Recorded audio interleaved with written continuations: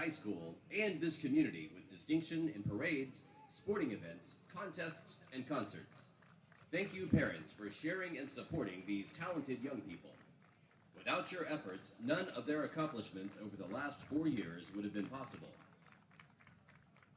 Our seniors and their parents are Mighty Mule Band Drum Major Alexandra Arzabala is accompanied by her parents Gabriela Arzabala and Gualberto Arzabala.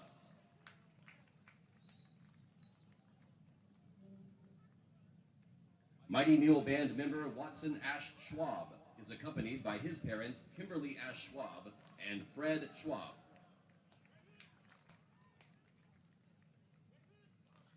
Spirit Squad member Carly Bailey is accompanied by Evelyn Bailey. Mighty Mule Band member Christopher Ball is accompanied by his grandparents Julia and Herb Henyon.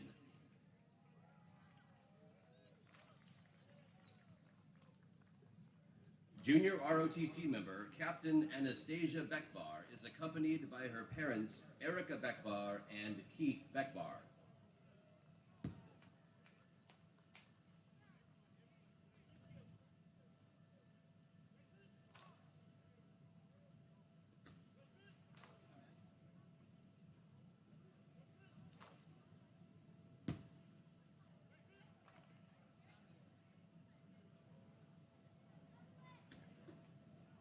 Mighty Mule Band member Peyton Bushhausen is accompanied by her parents Karen Bushhausen and Mark Bushhausen.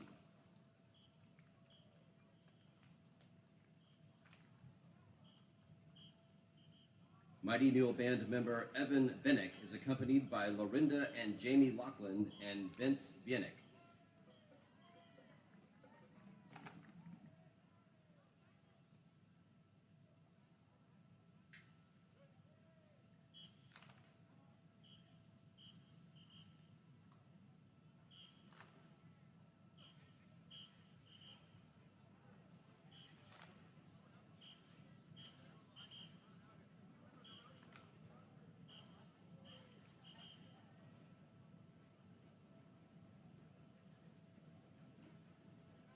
Mighty Mule Band members Dastin Biglari is accompanied by his parents Molly and Armand Biglari.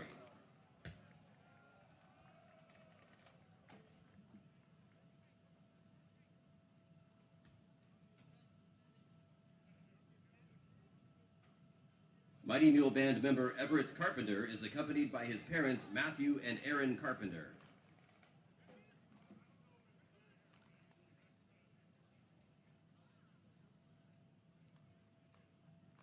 Alamo Heights Spur and Line Officer Hannah Carpio Walker is accompanied by her parents Dr. Jimmy Walker and Luis Carpio.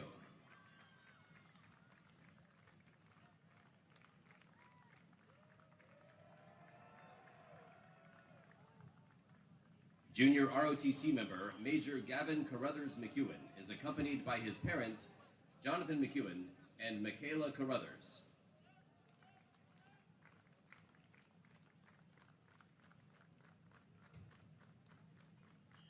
Mighty Mule Band member Andrew Castillo is accompanied by his mother, Corsica Woodbury.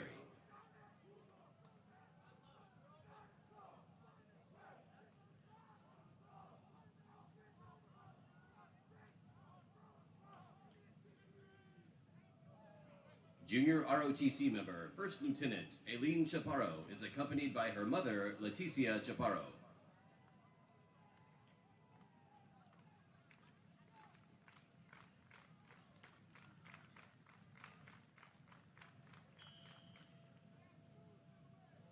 Mighty Mule Band member Michael Dahm is accompanied by his parents, Andrew and Denise Dahm.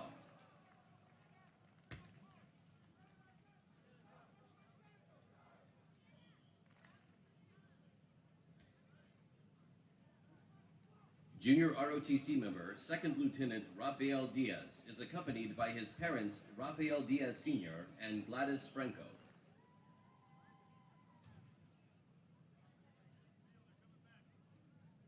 Spirit Squad Captain Jordan Kristen Eccles is accompanied by her parents, Kayla and Kevin Neighbors.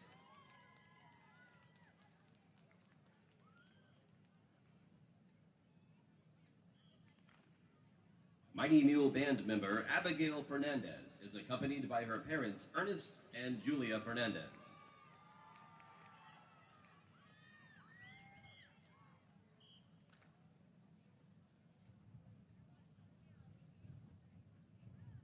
Mighty Mule Band Color Guard member Bianca Garcia is accompanied by her parents Magoli Leon, Eduardo Garcia, and Cristina Garcia.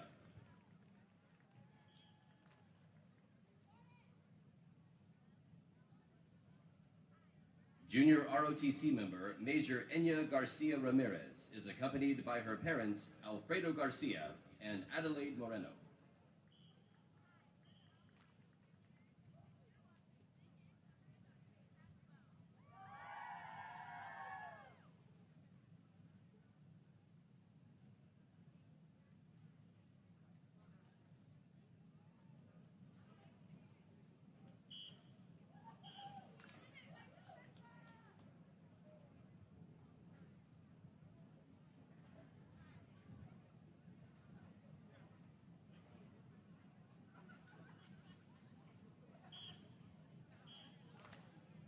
Mighty Mule Band member Jaden Gentles is accompanied by his parents Charles and Pamela Gentles.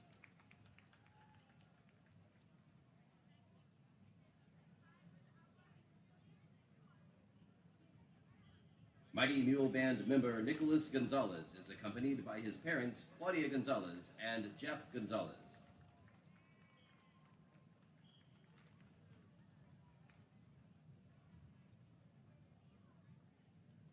Alamo Heights spur Cleo Hedden is accompanied by her mother Minette Olson Hedden.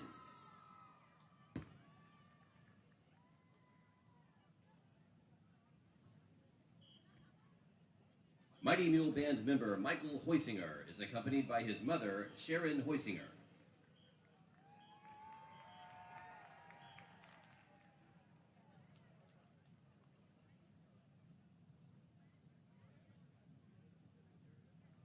Mighty Mule Band member Brianna Hernandez is accompanied by Linda and Leo Hernandez.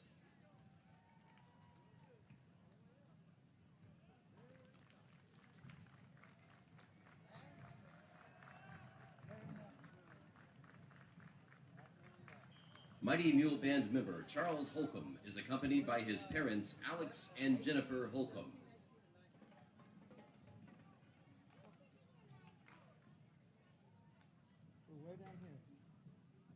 Mighty Mule Band member William Wyatt Jones is accompanied by his parents Mary and Eduardo Gimbarda and Brandon Jones.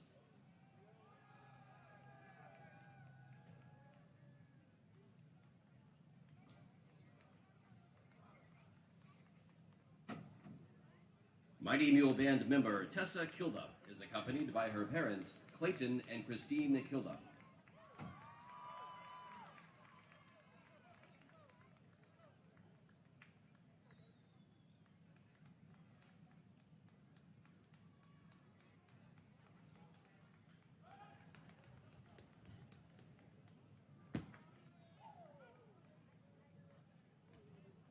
Mighty Mule Band member Ian Kozlowski is accompanied by his parents Max and Sandra Kozlowski.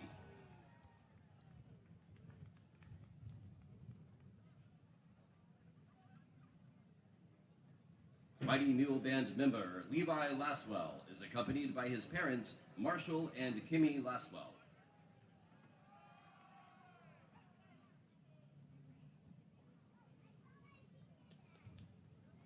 Mighty Mule Band Color Guard member Mia Leon is accompanied by Magoli Leon and David Suarez.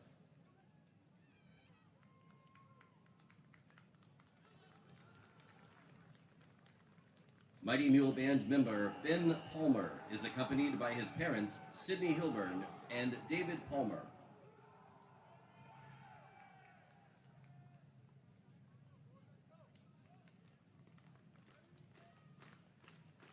Spirit Squad member Isabella Pardo is accompanied by her mother Eugenia Smith and grandfather Donald Smith.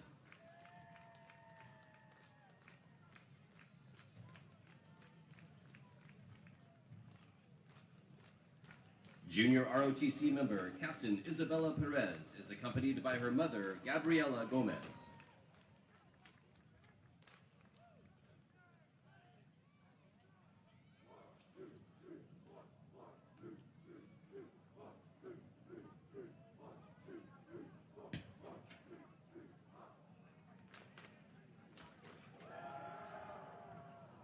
Alamo Heights Spur Lynn Cynthia Perryman is accompanied by Rose Reyes.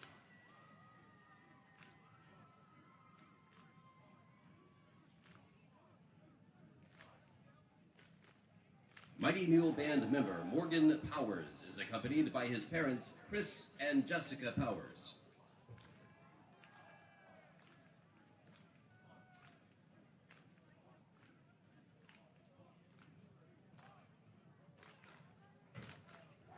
Junior ROTC member Lieutenant Colonel Emmy Ramirez is accompanied by her parents Alberto and Pam Ramirez.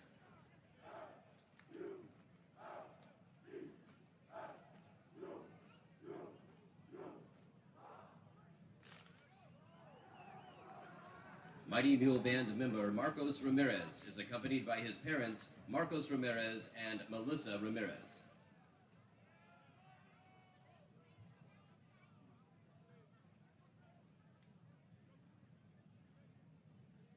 Mighty Mule Band member Diego Rea is accompanied by his parents Sergio Rea and Brenda Lozano.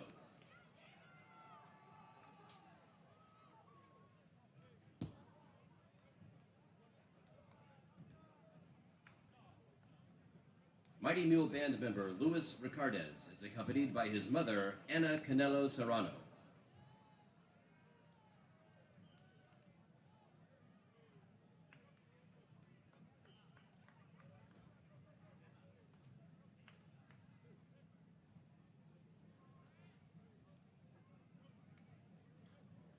Junior ROTC member, Second Lieutenant Jaden Rodriguez is accompanied by Nicole Sandoval and Mary Rodriguez Salazar.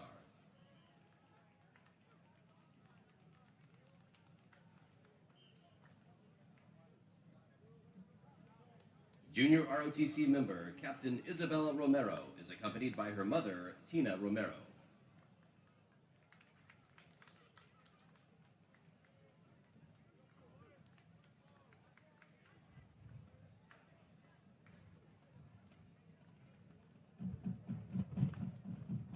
Mighty Mule Band drum major Lauren Smith is accompanied by her mother, Heather Smith.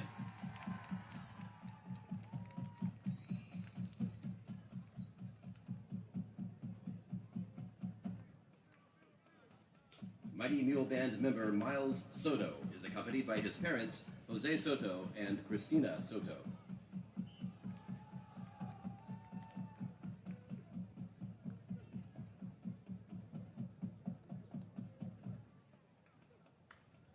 Spirit Squad member Summer Spillers is accompanied by her mother, Christina Chavez.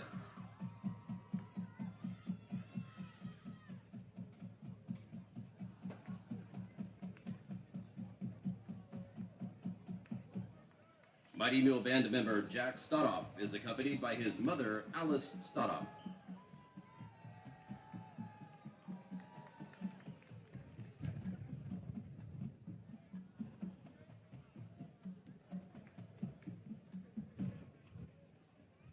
Mighty Mule Band member Rinnick Toland is accompanied by his parents, Usha Sundaram and Chris Toland.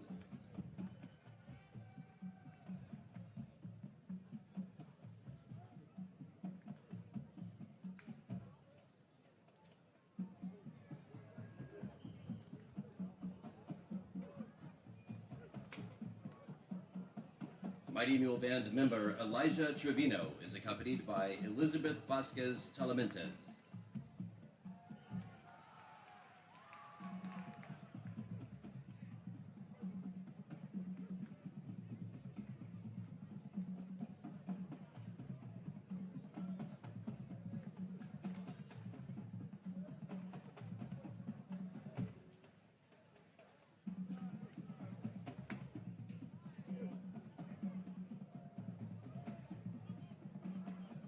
Mighty Mule Band Color Guard member Mia Winrick is accompanied by her parents, Heath and Jenny Winrick.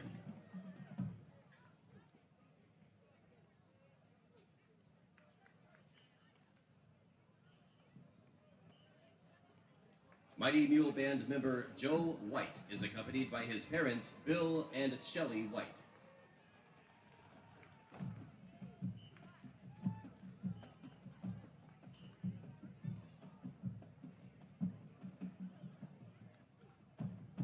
Mighty Mule Band member Ellis Wren is accompanied by his parents David and Catherine Wren. Ladies and gentlemen, please give these mules and their parents a hearty round of applause for representing our community so well.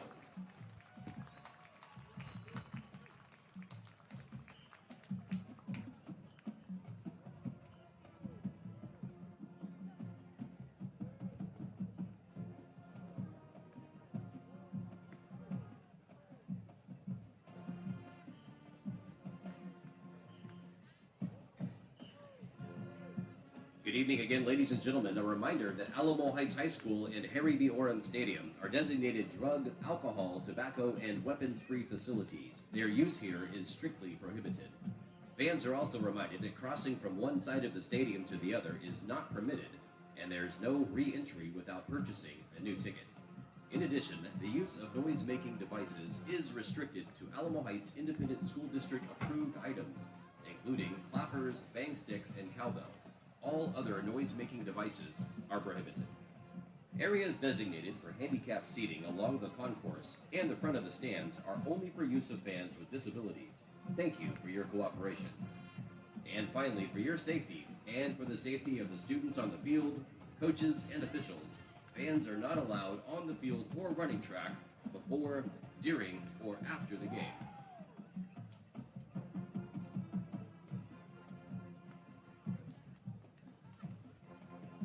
Alamo Heights Independent School District appreciates your cooperation regarding these important announcements.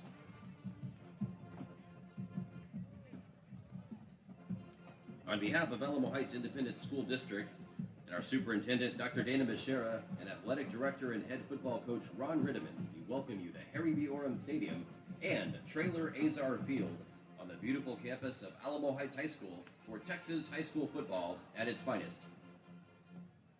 This evening, the Alamo Heights Mules host the Harlandale Indians for tonight's District 14 5A Division II matchup. I'd like to call your attention to the video scoreboard throughout tonight's game for replays and special announcements, courtesy of our sponsors. Fans, as a reminder, our game tonight is played in accordance with the rules and regulations of the Texas University Interscholastic League. Sportsmanship is expected by coaches, players, and fans alike.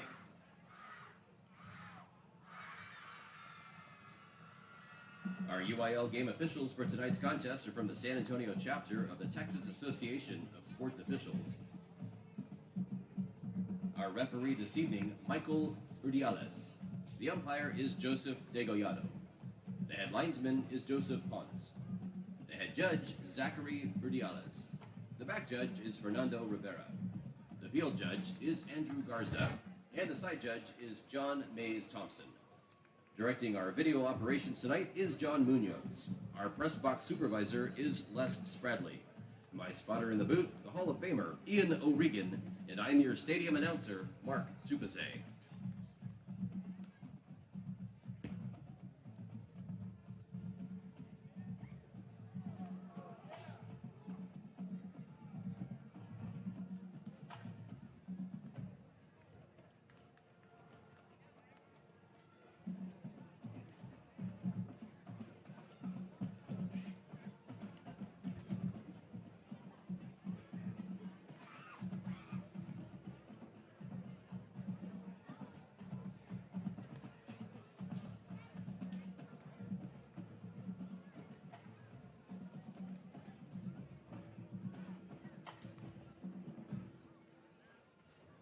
It's time to announce our starting lineups for tonight's ball game. First for the visiting Indians.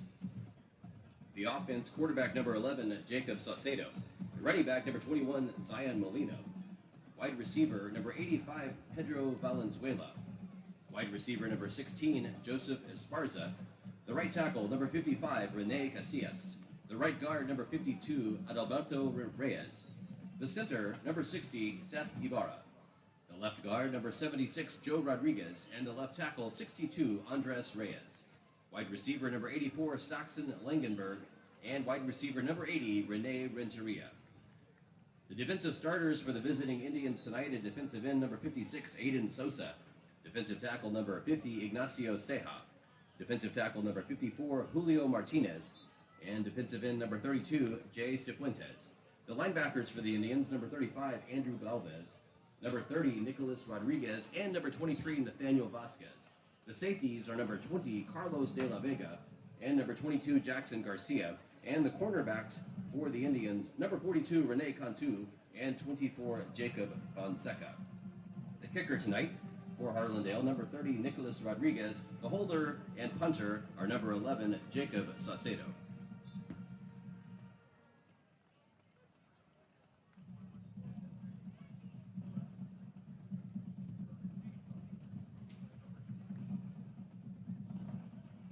All right, mic check, 1, 2, 3. Mic check, 1, 2, 3. Mic check, 1, 2, 3. Mic check, 1, 2. 1, 2, that's me, that's Ted.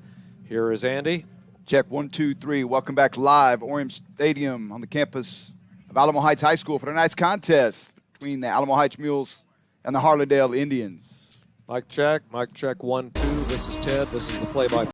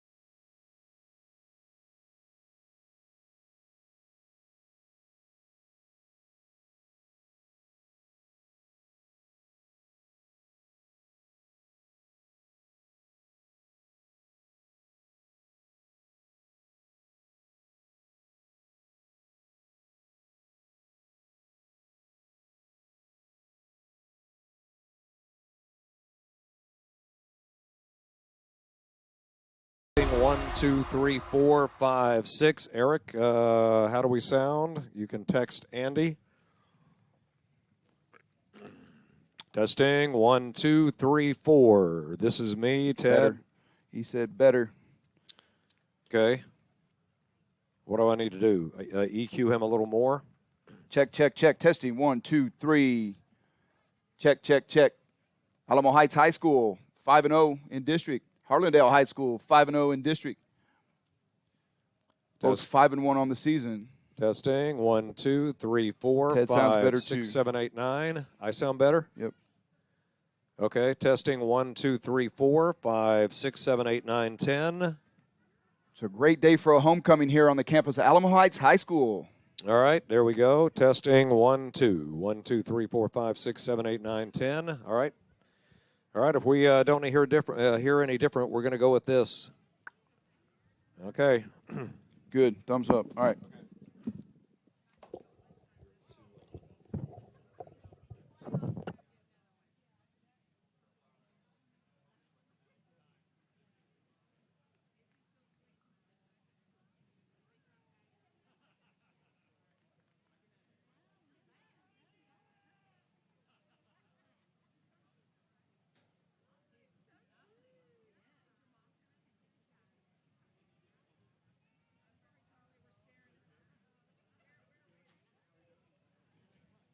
All right, here we go. Mic check. Checking our mics. Okay, here we go. Testing 1 2 1 2.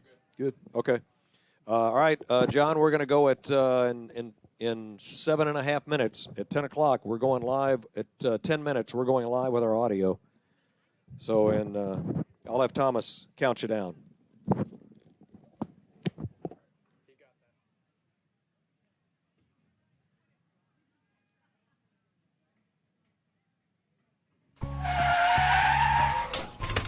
You can't predict an emergency, but have you thought about planning for one? Like, where's my closest ER? Does it take my insurance? And what is it rated? Is it worth waiting for an emergency to figure things out? At Methodist Healthcare, we've got you covered. All of our ERs provide top quality care with the highest safety standards. Assured, your safety is our top priority. Visit sahealth.com/ER to find a location near you. Have you noticed any cracks in your driveway or sidewalks? What about parts of your patio or pool deck that seem to be sinking? If so, don't let the problems get worse. Call the company you can trust, Baird Foundation Repair. We offer permanent, cost-effective solutions to lift, level, and protect your concrete for years to come. With over 50 years of experience, we're the experts to restore value and safety to your home. Call today to schedule your free inspection. Since 1905, HEB has been proud to work with Texas growers because honestly, there's no taste like home. That's why we created our Texas Roots brand, which brings fresh, local produce to you faster. Whether it's strawberries from Poteet, greens and onions from the Rio Grande Valley, or dozens of other grapes grown around the state, we bring the best of Texas farms to Texas tables. Texas Roots, another reason why at my HEB, here, everything's better.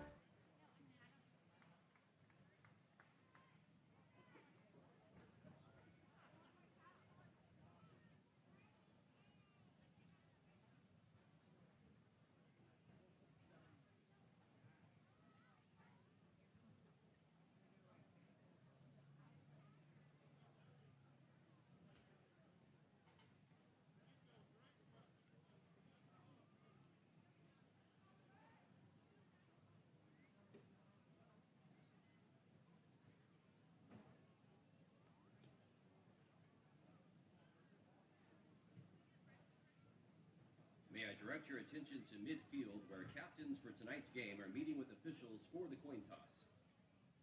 Our captains tonight, first for the visiting Indians, number 56, Aiden Sosa, number 70, Justin Menchaca, number 60, Seth Ibarra, and number 84, Saxon Langenberg.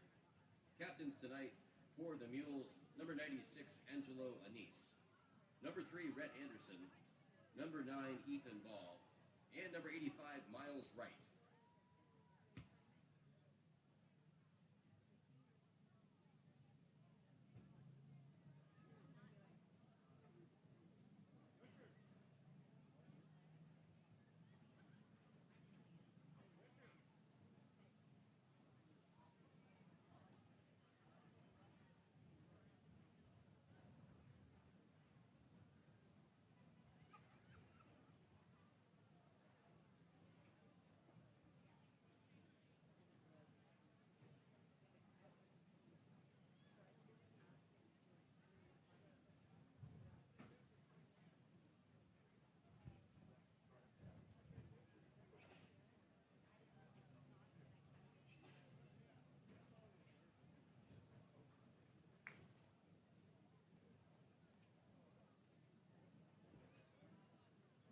Alamo Heights wins the toss and has elected to receive the football. The Indians will defend the south end zone to begin the game.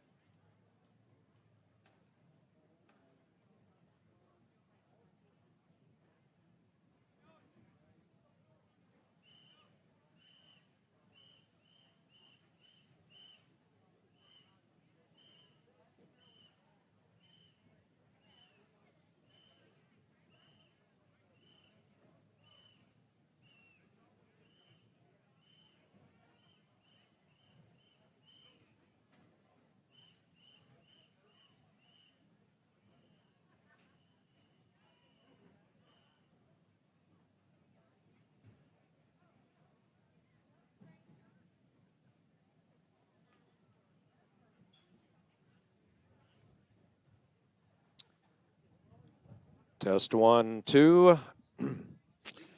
Test 1, 2, 1, 2.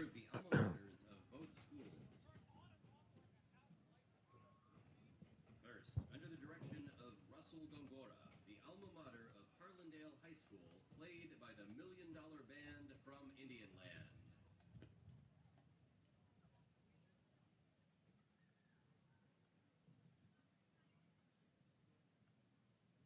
All right, Eric, in a minute 30, we're going.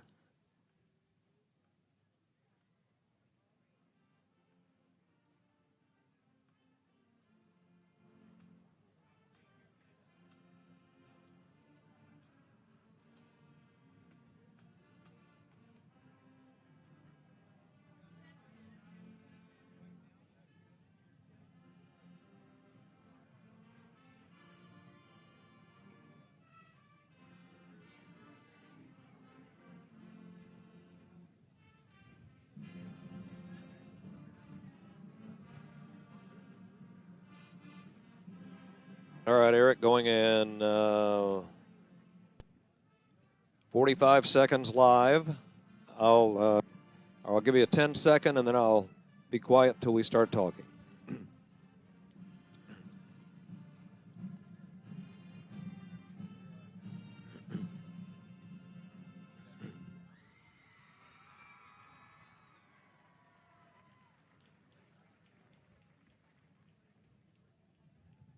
And now, under the direction of David Stevenson. Going live in 20 seconds, 20 seconds. By the Mighty Mule Marching Band. Going live in 10 seconds.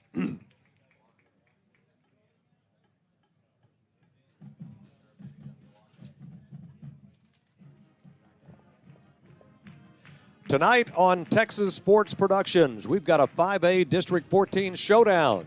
The Alamo Heights Mules meet the Harlandale Indians, presented by John Wayne Service Company. Good evening, Texans. I'm Ted Davis, along with Andy Skelton. We're at Henry B. Orem Stadium in the 09 zip code, Alamo Heights. And Andy, both teams have won 5 in a row. The Alamo Heights Mules are 5-0 in district play. So are the Harlandale Indians. Yeah, they have the mirror image records here. 5-1 overall. Lost their first game of the season. They've rolled ever since then to show up to this point here. And again, more than likely, this is going to end up being the district championship in this district as these teams come in here undefeated. The trick when you play the Mules is to keep up with their offense. They average 56 points per game in district play. However, Harlandale in the last 2 games has put up 45 and 55 points. Yeah, and I tell you, Harlandale coming in here tonight, they're rolling. They're right where they want to be.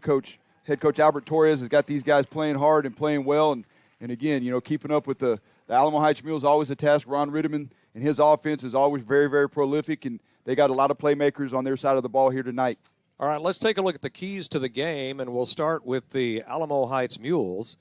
And here is what they need to do today. Yeah, they need to get to the quarterback, Saucedo of Harlandale. He's a great Hi, Mules. pocket passer. My name is Manny Harris, and on behalf of the Alamo Heights football team, I would love to welcome you to tonight's game at Trailer Azar Field. We are so excited for tonight's game, and we're looking forward to some great competition. All we ask from you guys is that you show some great sportsmanship and respect the officials, the opponent, and most importantly, the game of football. We are so blessed and thankful to have you guys supporting us. Thank you so much for being out here. When it comes to special teams, he's up there with the likes of the David Molesky and O'Connor, where they actually use their special teams not just as another phase, but as a phase to be prolific and to put points on the board. And let's take a look at the Harlandale Indians, and this will be the keys for them tonight. Yeah, the bigs up front for Harlandale. They're going to have to get after it and allow their quarterback, Jacob Saucedo, to be able to see down the field. When Saucedo can see down the field, I've seen Harlandale a couple times this year. He is a very, very efficient passer and can distribute the ball well. They're going to have to create some turnovers. So again, they're going to have to try to keep this thing close going into the fourth quarter and try to shorten the game a little bit too, but the way they control the line of scrimmage and their tempo. And then again, back to special teams. They need to win on special teams. They need to try to find a way to make a turnover, block a punt, or put some points on the board in that third phase of the game. The Harlandale Indians have 9 interceptions this season, so they have been able to create some turnovers, and we'll see what happens here in the next couple of hours. It is homecoming weekend here at Alamo Heights. And when this is all said and done, one team will be undefeated in district play, and the other will have 1 loss with 3 weeks to play in the regular season. You're watching high school football presented by John Wayne Service Company on the KSAT Big Game Coverage app, powered by Texas Sports Productions and the Alamo Heights Sports Media Team. Did you know that over the last 25 years, recapture has cost our schools over $622 million? Despite the cost of recapture, Alamo Heights continues to uphold the tradition of excellence. Because of you, our community.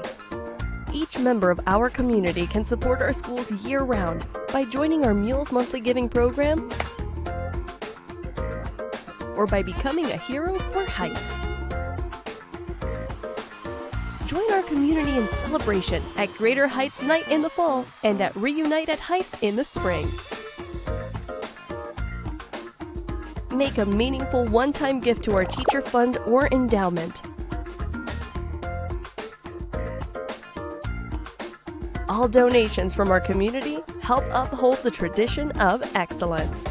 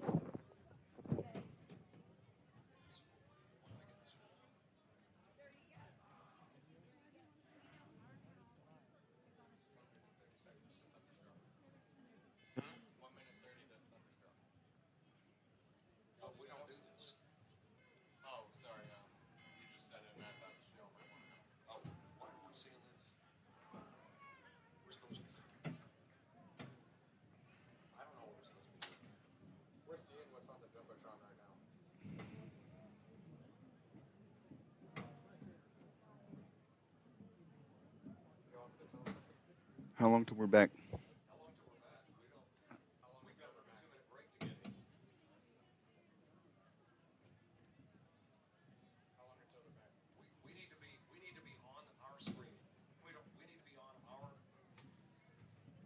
We need to be on the broadcast screen, our broadcast screen. We don't need to see the Jumbotron. All right, we're back at OREM Stadium. Alamo Heights and Harlandale about to kick it off on a beautiful Friday night.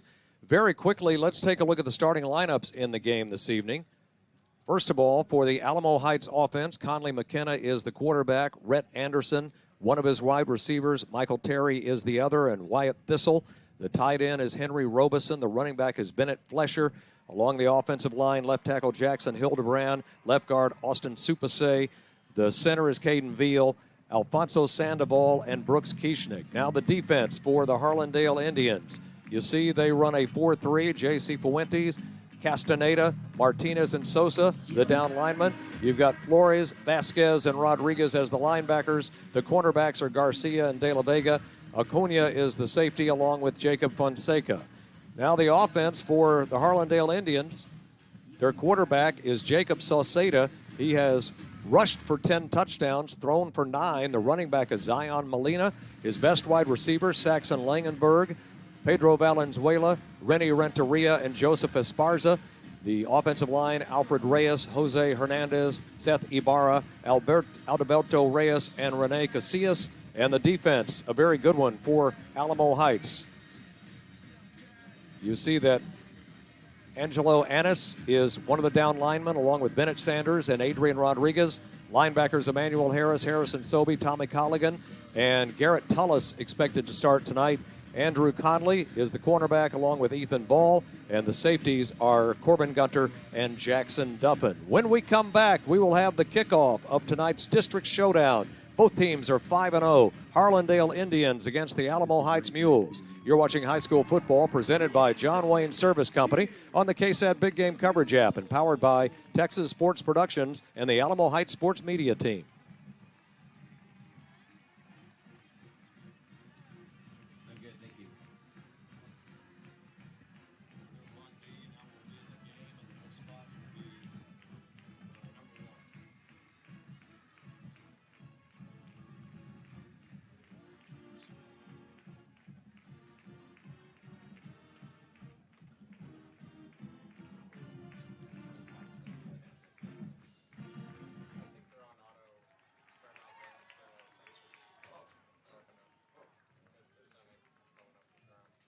Ladies and gentlemen, we ask that those who are able to please rise and direct your attention to midfield, where our state and national colors are entering the field. This evening, our color guard is from the Alamo Heights Junior ROTC under the command of Lieutenant Colonel Vic Diaz, Jr. Carrying the U.S. flag is Cadet First Lieutenant Eileen Chaparra. Carrying the Texas flag, Cadet Captain Isabella Perez. Guarding the U.S. flag, Cadet Command Sergeant Major Avery Pearl. And guarding the Texas flag, Cadet Lieutenant Colonel Emilia Ramirez. Please remain standing and remove hats as the Alamo Heights Mighty Mule Marching Band, under the direction of David Stevenson, plays tribute to this great nation, our men and women in uniform throughout the world, and all our veterans with the playing of our national anthem.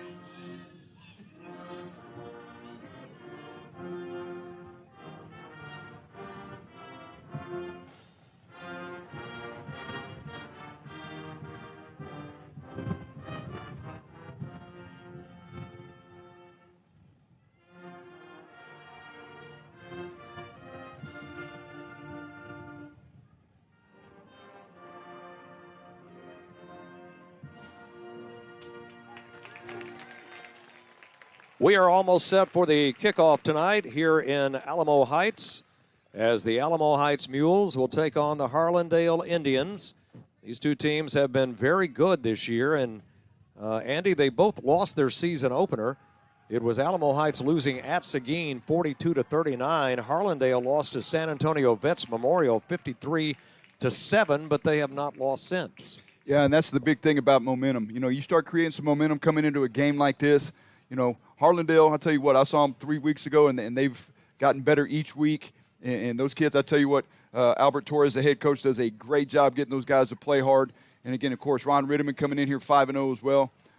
You know, it's going to have to be one of those deals where Harlandale's got to come out. They're going to have to, like we said in the keys to victory, they're going to have to do some things here to stay up with the prolific offense of the Alamo Heights Mules. But I promise you the kids from over there on the south side of Harlandale ISD, they're going to play their old guts out here against these guys. You mentioned Albert Torres, the Harlandale coach. He's in his 6th season. He was at Edison for 10 years, but he replaced Isaac Martinez at Harlandale, who had been there for 23 years. And, of course, Ron Ritterman, you see him there with his special teams. They're about to receive the kick. He's in his 3rd season here with the Mules, 12 years at Johnson. He's got a record of 25-4 here at Alamo Heights. They were 13-1 a year ago. And Alamo Heights has had, this is what they've done in district play, Andy. They have defeated Brackenridge by 33, Highlands by 26, McCollum by 49, Burbank by 62, and Jefferson by 50. Yeah, and I promise you, though, Harlandale, these guys, this is the best team that they've seen so far to date, and I guarantee you Coach Ritterman's aware of that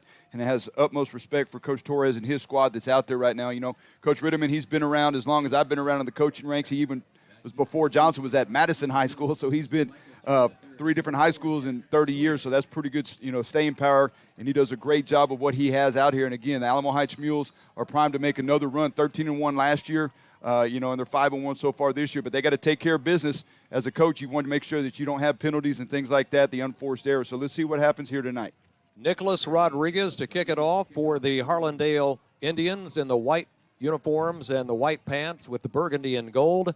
The blue and gold for the Heights, and here we go, and they'll kick it to the far side away from Michael Terry, but they'll try to get it to Terry, and he has it on the left sideline, breaks to the 35-yard line to the 40, and they have a good field position for their first possession. Michael Terry this season has returned 2 kickoffs for touchdowns. Yeah, that time they ran the little reverse on the kickoff. They didn't kick it to him, but Alamo Heights said, we're going to get it to him. They handed the ball off to him up to the sideline there, and they got pretty good starting position here on their own 32-yard line. Quarterback is Conley McKenna. He's a senior, 190 pounds. He's completed 79% of his passes, 15 passing touchdowns. He's rushed for 2, and he only has 1 interception this season. They've got Rhett Anderson and Wyatt Thistle to the near side. That is Michael Terry to the top of the screen on first down from the 32-yard line, the first offensive play of the game. And they'll hand off to Bennett Flesher. He will pound inside the 35-yard line, and they will tackle him at about the 37-yard line, and a good gain on first down. Tackle made by Carlos De La Vega coming up in there, junior, playing a linebacker position coming up, again, after a good chunk of yardage on first down by the Mules. Calling it second down and 6, gain of 4. Flesher is their leading rusher this season, but Michael Terry has total offense of almost 600 yards this season. Short drop by McKenna, throws it out to the near side, caught by Rhett Anderson. He backs up. I think he had the first down, and then he retreated, and they tackle him back inside the 40-yard line, setting up third down. Yeah, he gave up his forward progress when he decided to reverse field, and at number 30, Nicholas Rodriguez comes in there from his inside linebacker position to make the play on that as he tried to reverse field. No, they said he did get the first down. Okay, they gave him forward. Yeah, I would say so. Gave him forward progress to the 42-yard line. Normally when they back up like that, you give up the forward progress and take the loss, but first and 10 here for the Mules. They bring in an extra wide receiver, number 81, Parks Zunker, at the top of the screen and put Michael Terry in the backfield in the pistol formation. First down and 10 for the Mules from their own 42.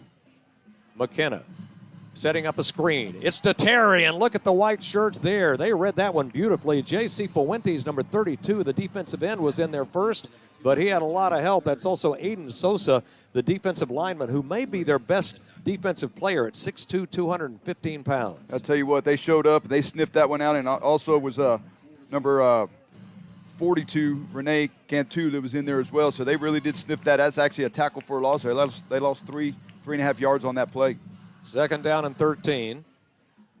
Again, Michael Terry in the backfield. Rhett Anderson, number 3, has been his favorite receiver so far this season. McKenna over the middle. Thistle tripped and fell. He was open, but he stumbled, and that will bring up third down. So far, the Harlandale defense has kind of disrupted I don't know, Ted, kind of like the tempo. It's kind of like they're not in rhythm right now. McKenna having a hard time, being on target on that one. Every game I've done for Alamo Heights this season, they have scored on their first possession. So if Harlandale could get a 3-and-out, that would be a great way to start right here, as they had 1 first down, but now facing 3rd and 13. See if Harlandale tries to bring some pressure here. They're not showing it, but McKenna again, straight drop, has time, fires to the sideline. It is caught on the far side, and that is a first down. They have been very efficient. The ball came out, maybe? Yeah, the ball came out. The Harlandale sideline is saying they have it. And are they saying he was down? They're going to say it's a fumble. We talked about creating turnovers, and they do it on the first drive by the Mules. And I think that was Michael Terry who caught it on the far sideline, and he fumbled the ball. Yeah, it was Terry that was able to get the ball, ran a little, they needed 13. He ran a little 14-yard comeback stick route and got the ball. Great job by McKinney getting him the ball, but Harlandale Indians, they rallied, got there, stood him up. Somebody ripped the ball out and stole possession right there. And, again, that was the keys to victory one of the keys to victory for Harlandale Indians here. Now we get to see quarterback Jacob Saucedo come out for his first drive of the night. He's a junior. He's completed 58% of his passes, over 1,200 yards, 9 passing touchdowns. He's also a good runner. He's got Zion Molina in the backfield, and Saucedo will keep it himself. No, he throws it out to the sideline. It is caught, and they've got a first down on their first offensive play of the game. And Joseph Esparza. Yeah, Joseph Esparza. Looked like Saucedo was going to run, and then he made the pass. That's a little RPO play right there. He's reading the outside overhang player that time and delivered a great bullet right there. Again, he's got great accuracy, Ted. Seen him early in the season, and he's not afraid to put it as we got quads to the top up here. Yeah, 4 wide receivers to the right. Saucedo will throw it out to the sideline, and that is going nowhere. Once again to Esparza. And nothing doing that time. Will Broderick, number 22, kind of blew that up. They basically put 4 receivers up there, threw it to the back guy, let the other 3 block, but Broderick got in there and tackled for a loss of 2 right there. Broderick earlier in the year was playing running back, and because of injuries, they've moved into defense, and he's been playing linebacker the last few weeks. Saucedo now out near side. Here is Langenberg, his favorite receiver, Saxon Langenberg. His 26th reception of the season, but the defense is there again. Yep. Number 6, Jackson Duffin coming in there from his corner position and busting it up and they call it a gain of 1 right there probably, but great defensive pursuit by number 6 right there. 3rd down and 11. Saucedo had 5 touchdown passes in a game this year against Brackenridge. Now Molina goes in motion. Saucedo with the pressure on, and they sack him. Coming in was Tommy Colligan, one of the best defensive players in the area, and it's 4th down for the Harlandale Indians. Yeah, Tommy Colligan comes into tonight's game as last week's defensive MVP versus Jefferson. And you see right there, he came in and nothing doing. That was a design quarterback draw, and Saucedo had to eat it right there and brings up 4th down punt time for the Indians. And their quarterback, Saucedo, is also their punter. And Rhett Anderson is back deep. Anderson has returned 2 punts for touchdowns this season. And Saucedo with the kick to the far sideline. Anderson will watch it roll, and it will be out of bounds inside the 15. Harken back to Danny White when he was the starting quarterback for the Dallas Cowboys. Same number. He was also their punter, and he wore number 11. He wore number 11, and he punted too, and nothing wrong with that. And again, Saucedo is a fine athlete, and again, you know, they stole a possession right there, Ted, which is what they needed to do, but they weren't able to capitalize. They had that one first pass, and then they kind of sputtered a little bit, and that had a lot to do with the Alamo Heights defense bowing their own neck a little bit. But they do have the Indians did pin the Mules down inside their own 15-yard line here to start their second drive. McKenna.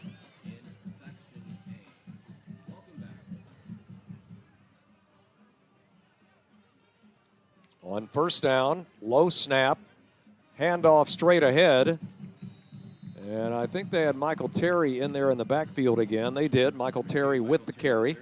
And he will gain about 3 yards on 1st down, calling it, I'm going to call it 4 yards, 2nd down and 6. You know, the Alamo Heights defense, which just got that stop, has only allowed 13 points in their last 3 games. Yeah, so again, Harlandale knows what they have to do, and again, they need to try to find a way to pull that ball out. I guarantee they were coached up all week.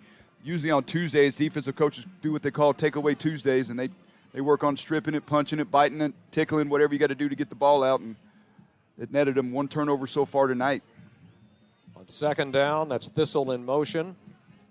McKenna, straight drop, in the pocket, throwing it deep for Terry, who's open, and he overshot him a little bit. Wow, he had a step on the defensive back, and if he catches it, that's a touchdown. That was Jacob Fonseca. He was a step behind Michael Terry. Yeah, Terry made an inside move on him, was able to get across the middle of the field, and McKenna just put a little too much, not enough air and a little bit too much oomph on it. Bring up 3rd down and 5 right here. And I like the play call. It was 2nd down and 5. Take you a shot. You line up and play a manageable 3rd down and 5 right here if you're Alamo Heights. Approaching the halfway point of the 1st quarter.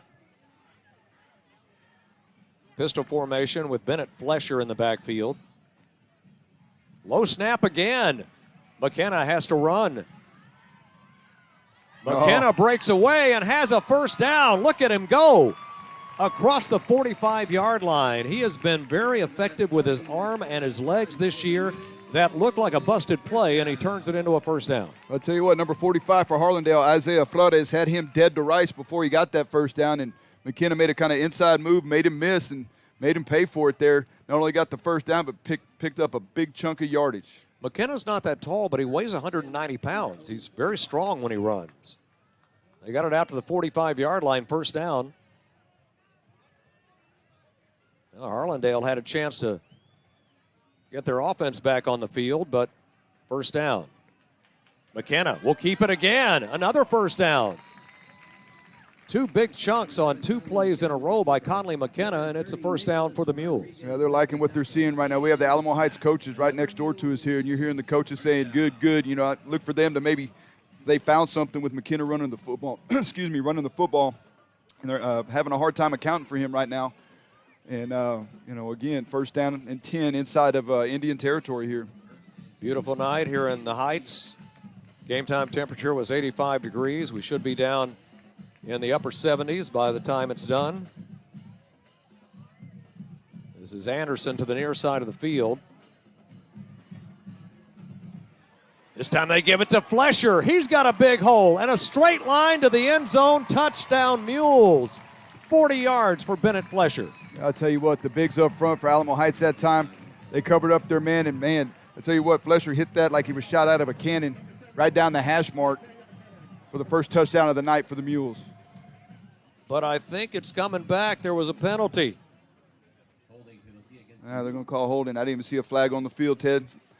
My bad. Well, oh, there it is. It's over there on the 38-yard line up top. Okay. Well, maybe that's why there was such a big hole. But Jackson Hildebrand, Austin Supase, Caden Veal, Alfonso Sandoval, and Brooks Kieschnick along that front line open up a big hole. But that's a break for the Harlan Indians. That takes points off the scoreboard. Well, and again, it is what it is. It backs them up, makes it first down at 20. And again, the Indians dodged a bullet on that one with the holding penalty here. So Alamo Heights, again, shooting themselves in the foot.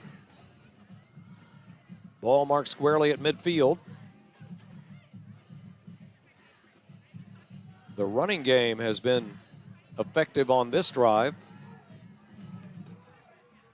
Now McKenna sets up in the pocket, has all the time, throws it out to the near side. That is caught by Henry Robeson, is tied in. The ball comes loose. The Indians have it, and that is going to be a fumble. They say he was not down.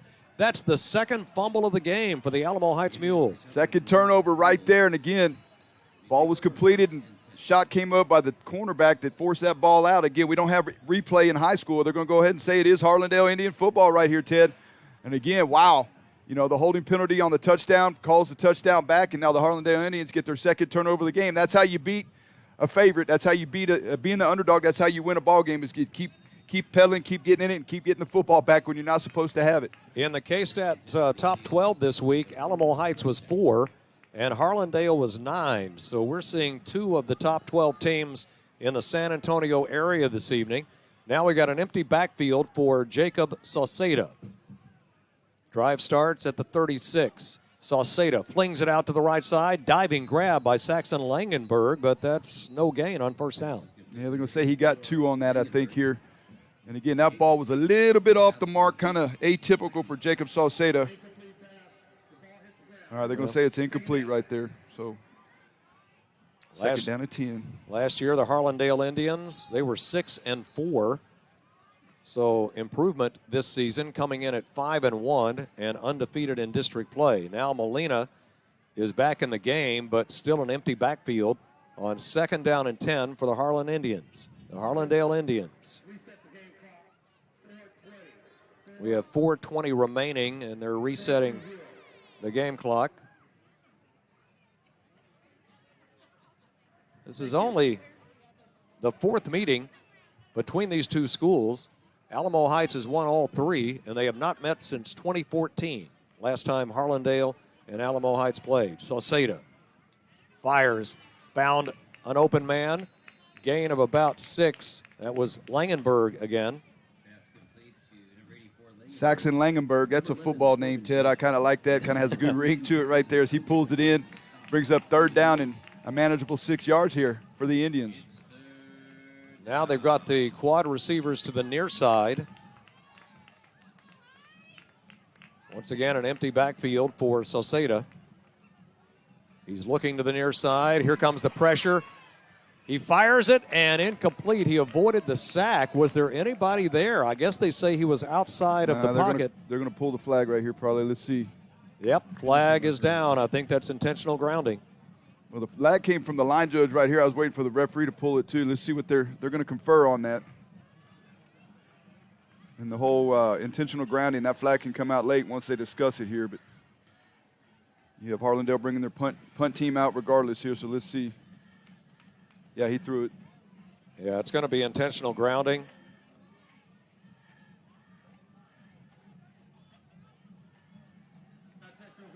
Yep. And Sauceda thinks he was outside of the pocket, but I don't think he was. And so, Andy, they've had 2 turnovers, but they have not been able to cash in. Yeah, they're going to have to keep pedaling. Again, they know their back's against the wall. They're playing on the road, so to speak. They're not at home. And, again, so far so good. They just hadn't been able to capitalize when they're on offense. And, again, a lot of that is testament to the Alamo Heights defense. Harlandale Indians in district play have defeated Edison, Lanier, Sam Houston, Brackenridge, and Highlands. They scored 55 in the win over Brackenridge and 45 in the win over Highlands. Sauceda with an end-over-end kick. Anderson fumbles it. It's on the turf again. And how about this? 3rd turnover. My goodness. Oh, my God. Anderson had it bounce off his chest. And I haven't seen this all year from Alamo Heights. I've done 5 of their games and 3 turnovers in the opening quarter. How much of this might be, hey, you know, we're looking past our opponents, and I don't know, man. These are teenagers, and the mindset and the focus maybe not where it should be. And again, as a coach, that'll make you pull your hair out, and now you got to play through this again. And the Alamo Heights defense has been on the field a while here in the first quarter. So now the challenge for the Indians here is to finally make one of these turnovers pay off.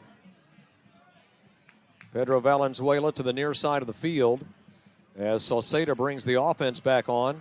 We have a 2-back set now. We haven't seen that tonight out of the Indians.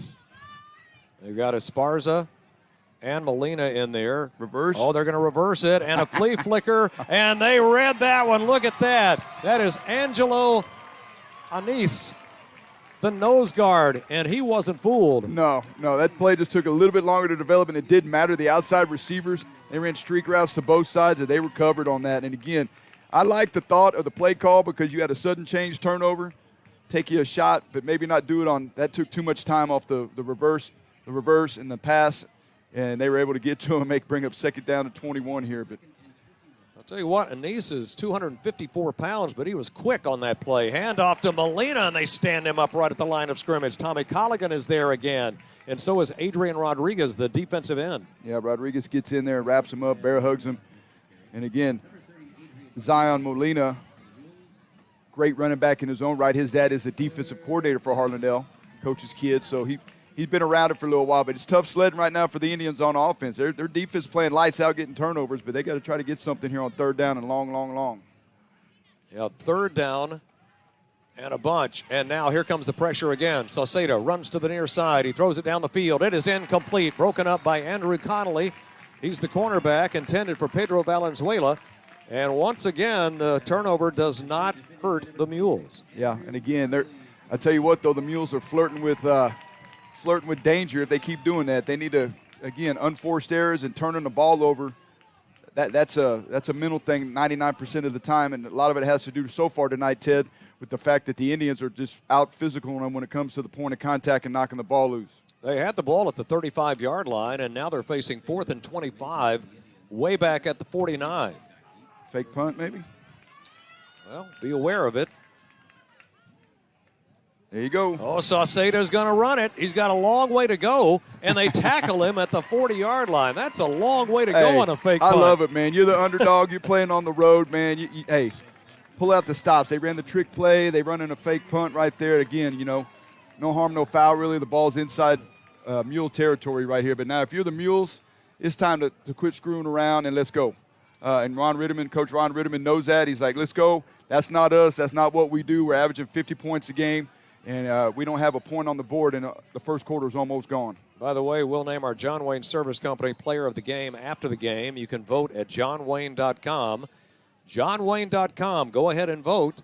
And just by voting, you will be eligible for a $10,000 home makeover. There you go, johnwayne.com. And if you pick the player that Andy and I pick after the game, you will get 2 tickets to the San Antonio Gunslingers. San Antonio Gunslinger Arena League team. Spring season starts in April.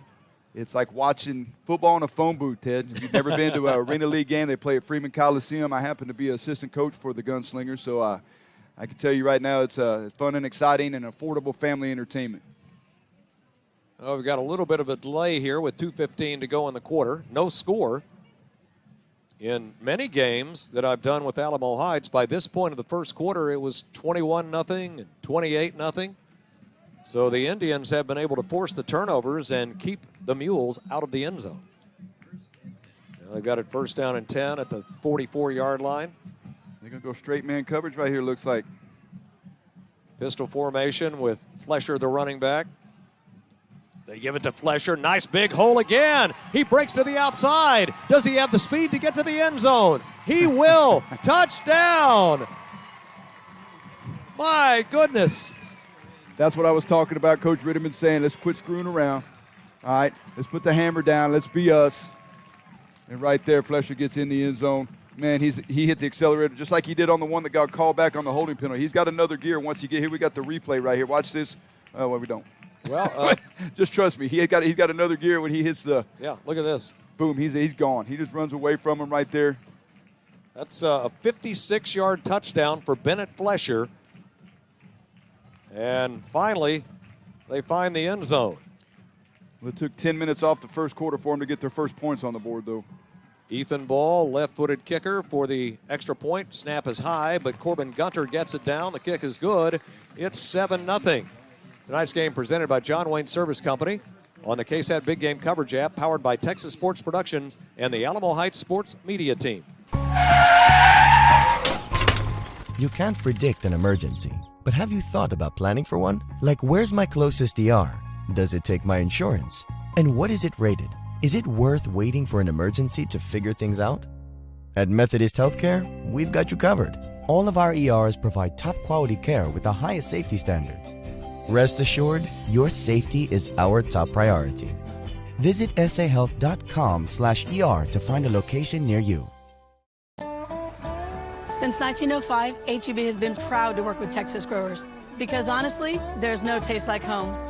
That's why we created our Texas Roots brand, which supports farmers and brings fresh, local produce to you faster. Whether it's strawberries from Poteet, greens and onions from the Rio Grande Valley, or dozens of other grapes grown around the state, we bring the best of Texas farms to Texas tables. Texas Roots, another reason why at my HEB, here, everything's better. It is homecoming weekend here at Alamo Heights, and Bennett Flesher took it home. He's scored twice in this game. One was wiped off because of a holding penalty, and that time he found the end zone to make it 7-0. Now Ethan Ball to kick it off. Ball will kick to the far side. And the Alamo Heights special teams are there. They do take it across the 25 to the 26-yard line, and that's where Jacob Salceda will bring his offense back on the field. Well, I tell you what, Alamo Heights defense has been on the field a lot. As you see Tommy Colligan there, number 45, you see the sweat. Those guys have been on the field the whole first quarter, dang near, and they're back out on the field again. The offense was only out there for one play, so defense has sucked down a little bit for the Mules. We have less than 2 minutes to play in the opening quarter. Valenzuela and Esparza are split to the near side, 2 wide receivers to the right. We had movement. That was the Indians jumping. I don't know if Molina, the running back, moved early. If he moved sideways, he was okay, but I don't know if he moved towards the line of scrimmage or not on that. They said he did, so they're backing him up 5 here. Offensive line for Harlandale. Andres Reyes, left tackle. Joe Rodriguez, left guard. Seth Ibarra, the center. Adalberto Reyes, the right guard, and Rene Casillas is the tackle. Saucedo setting up a screen for Molina, and he dropped it. Oh, he had some blockers out there, too. It was set up. It was set up. He catches it in stride. He had to reach out with one hand and try to secure it and wasn't able to bring it in. And, again, Molina's had a heck of a year so far, as a running back slash, receiver out of the backfield. He's only a junior. He'll be back next year, but he's had a heck of a season so far for the Indians, and that's part of the reason the Indians are 5-0 in district. He had 139 yards rushing last week against Highlands in their victory. 2 touchdowns in that game. Low snap for Saucedo. Here comes the rush. He eludes it, but there's Bennett Sanders to knock him down, and then Angelo Anise to finish it off, and there's that defense stepping up again. Tell you what, the bigs up front, the three down linemen for Heights, I tell you what, they're big dudes, but they move well. And Angelo Anise is a big guy that moves well, and he's able to move laterally and was able to wrangle up Saucedo. Saucedo's been able to get out of situations like that most of the season. But tonight he's having a hard time when he's being harassed. He's getting corralled up, wrangled up, and tackled. They're going with Bennett Sanders, Angelo Anise, and Adrian Rodriguez as the 3 down linemen in the 3-4. They can also bring in Carson De Leon and Reese Harwood. So they have depth along the offensive line. 3rd down and 17. Not a good position for the Indians against this defense.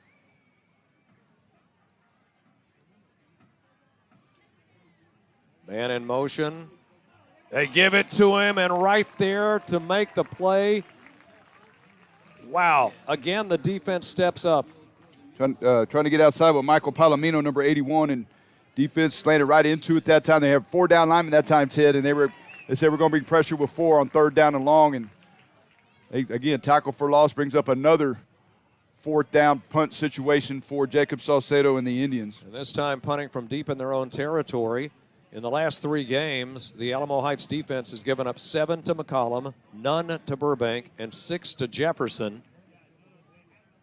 And they have allowed no points here in the first quarter, which has about 51 seconds remaining. And you see Rhett Anderson standing at about the Indian 45-yard line, and we've got a timeout. We'll go to break. Tonight's game presented by John Wayne Service Company on the KSAT Big Game Coverage app and powered by Texas Sports Productions and the Alamo Heights Sports Media Team.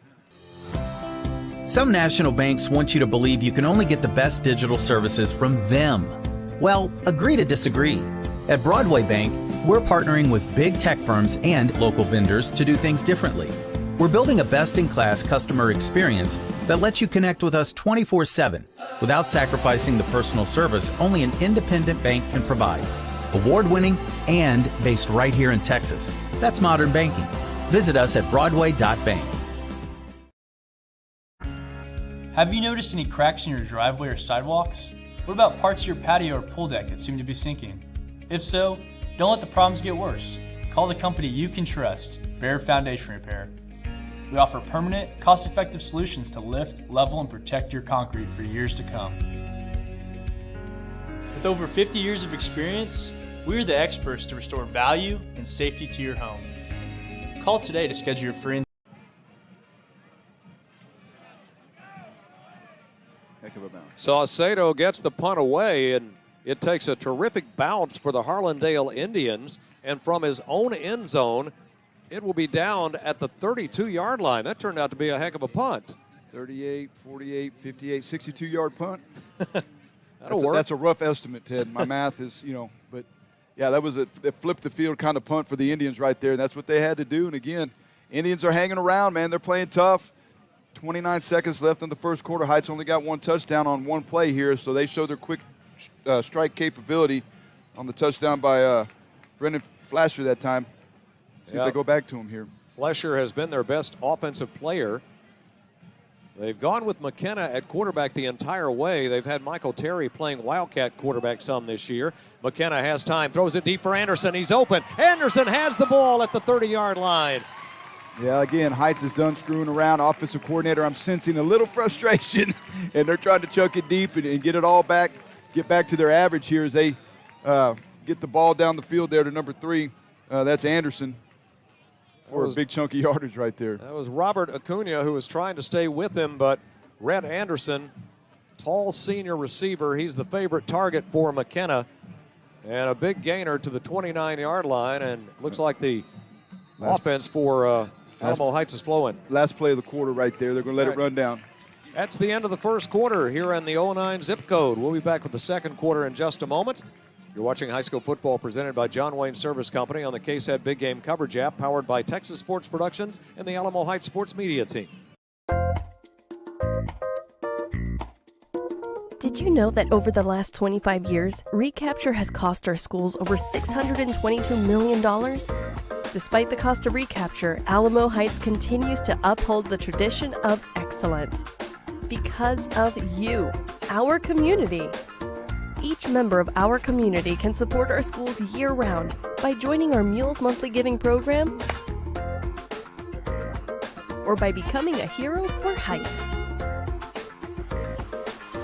Join our community in celebration at Greater Heights Night in the fall and at Reunite at Heights in the spring. Make a meaningful one-time gift to our teacher fund or endowment.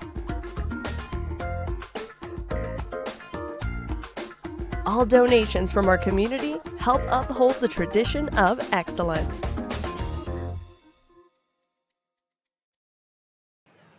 Time to go to the second quarter here at OREM Stadium in the Heights. It is first down and 10 for the Mules at the Harlandale 29-yard line. And McKenna with a big pass to Rhett Anderson to get him down here. Pistol formation with Flesher in the backfield. On first down, McKenna gives to Flesher. He's got room to run again inside the 20 for a first down, and Bennett Flesher is having a big night. Yeah, I tell you what, he's a big, strong kid and takes number 23 for the Harlandale Indians for a ride. Nathaniel Vasquez making the tackle there, but again, after 9 yards on first down right there. Second down and 1 coming up. McKenna played in just 7 games last year. James Sobey was their starting quarterback, very effective, but he was a senior. He graduated. Low snap. McKenna steps up in the pocket, throws to the end zone, caught for a touchdown. And in the back of the end zone, that is number 3, Rhett Anderson. Made it look easy. Little post route, a good job, good ball by McKenna, throwing him open. Right in the middle of the field, no coverage in the middle of the field for the Indians. They were trailing the route the whole way there, and just like that, boom, boom. Heights scores their second touchdown of the evening here. Well, that was a 20-yard pass for Conley McKenna, his 16th touchdown pass of the season, and for Rhett Anderson, his 9th touchdown reception. Ethan Ball trying to make it a 2-touchdown lead for the Alamo Heights Mules. He is very accurate. It is 14-0 early in the second quarter. Tonight's game presented by John Wayne Service Company on the KSAT Big Game Coverage app, powered by Texas Sports Productions and the Alamo Heights Sports Media Team.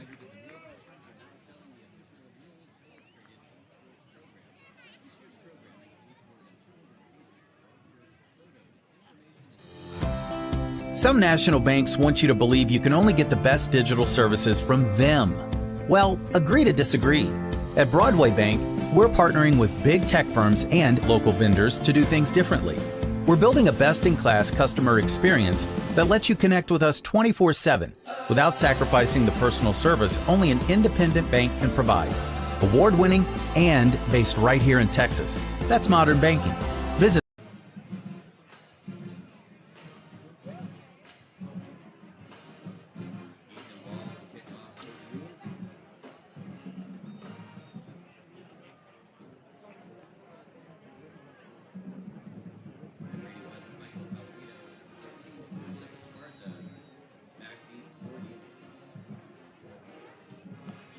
Alamo Heights now up 14-0 early in the second quarter.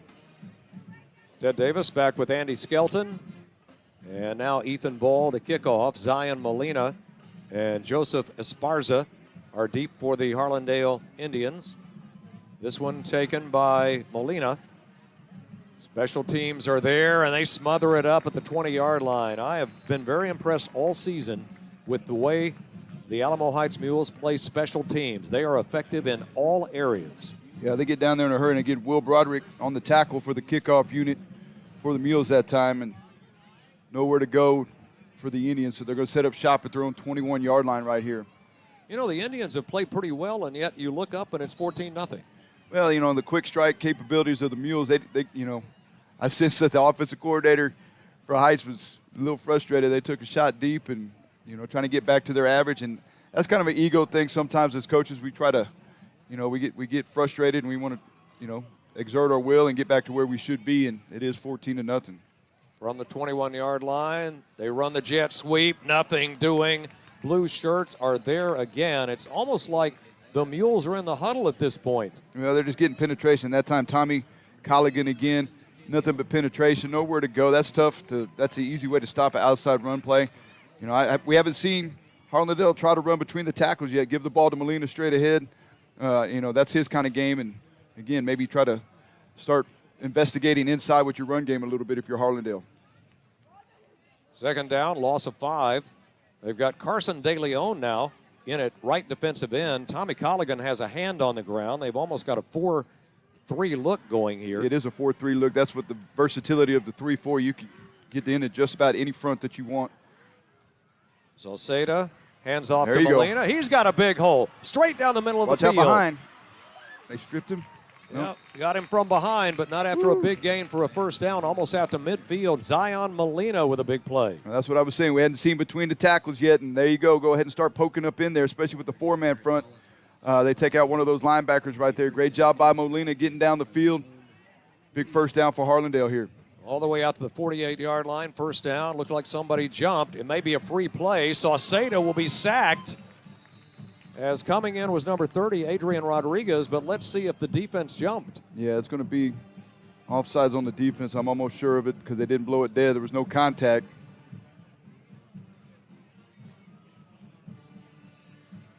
And we'll get the call in a moment. Yep, offside against the defense, so 5-yard penalty, making it 1st and 5.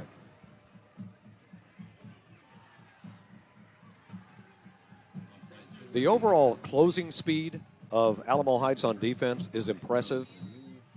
Teams think they can get to the corner, and all of a sudden it's not there. Yeah, it's pretty elusive, I promise you that, but it is there. And it's, you know, again, I think straight ahead is the answer for the Indians right now when it comes to the run game. First down and 5. Give it to Molina again. Gains maybe a couple, setting up 2nd down and 3. And they're using Colligan at that defensive end. Like you said, normally he's a linebacker playing at second level. Now he's hand in the dirt. He just running the heel line. They didn't block him that time, and he was able to get down the line of scrimmage, make a tackle for a no gain right there. And again, you know, he's coming off, Tommy Colligan's coming off of being the MVP of the defense last week against Jefferson. And again, he's making his case for being the MVP this week as well. And now they move him to the left side of the formation. He was on the right side. He's going to go to the running back side. The running back's to the, so far that's been consistent. Wherever Molina is, he's on to that. He's that side. So they're letting him play the running back side here. So 2nd down and 5. Salceda with pressure from Rodriguez. Colligan is chasing him. Throws it out. He had a open receiver for a moment as he was trying to hit number 88. That's Isaiah Hernandez. Yep. Couldn't find him. Tell you what, they are really pinning their ears back from the defensive ends. They're letting those guys get upfield, and Salceda's having to flush. You know, good job by Salceda, though, trying to extend the play, and he was on the run when he tried to hit Hernandez and just a little bit overthrew him. Hernandez was open in that window behind the corner and underneath the safety right there. Brings up 3rd down and 5. Harlandale needs to try to get 5 yards right here. Get the first down, get you a fresh set of downs here, and go try to get some points on the board with 8:54 remaining in the half. This time they've got Molina in the backfield again. Pistol formation. Salceda in the gun. This is Hernandez in motion.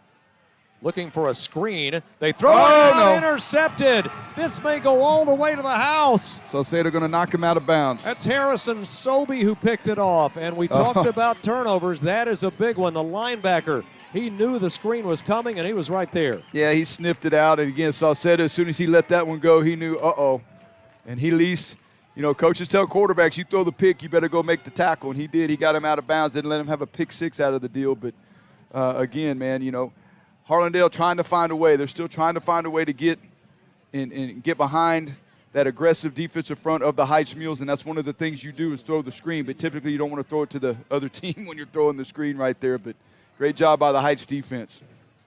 On this possession, they'll have Michael Terry in the backfield in the pistol formation. We ain't seen him a lot. Looked at him maybe getting something on this one right here. Yeah, he's going to be the Wildcat quarterback for the first time tonight. He usually runs when he's in this spot. There you go. And he'll take it down to the 6-yard line, make it to the 6-yard line. If you're the Indians defense, Andy, you'll settle for just forcing a field goal here. Yes. Stop the bleeding, take the lesser of the two evils. But the fact that Bennett Flesher and Rhett Anderson have already scored a touchdown, that's why I was saying that, I look for maybe Michael Terry to get a little love right here on this particular drive. Now he's back out at wide receiver. Yeah, they've got Conley McKenna back in the game. He's already thrown a touchdown pass to Rhett Anderson, and Bennett Flesher had a 56-yard touchdown run. Flesher is in the backfield in the pistol, and now we will have a timeout. Delay. Delay of game on the offense. Well, back them up 5 yards. Well, I was just looking out there. They have number 33, Harlandale, Robert Acuna. He's playing man-to-man against Michael Terry out there. I don't know. Maybe take you a shot. Second down here. Take a shot to the end zone. Michael Terry, test the matchup. Yeah, Terry has scored 13 touchdowns this season. So he has found the end zone quite a bit. Second down and 11. Over the middle, caught in the end zone, touchdown. I think they went to the tight end again. Yep, flag on the play, though, as well here. That's Henry Robeson, who scored a touchdown last week, but what is the call? They're going to say he pushed off, maybe? I don't know. Offensive pass interference? Tight end's not liking it. Robeson is a big, tall target. Looks like that one's coming back. It was thrown from the back, Judge. He was right there on top of it, whatever happened here, so.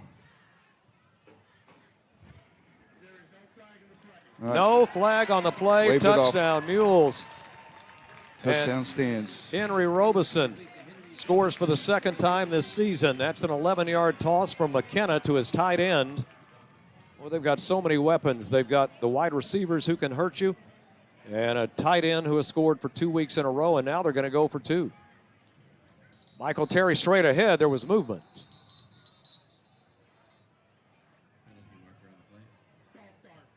And a false start on Alamo Heights. Well, now they're going to have to probably kick it, I would imagine. Yeah, here comes Ethan Ball onto the field now.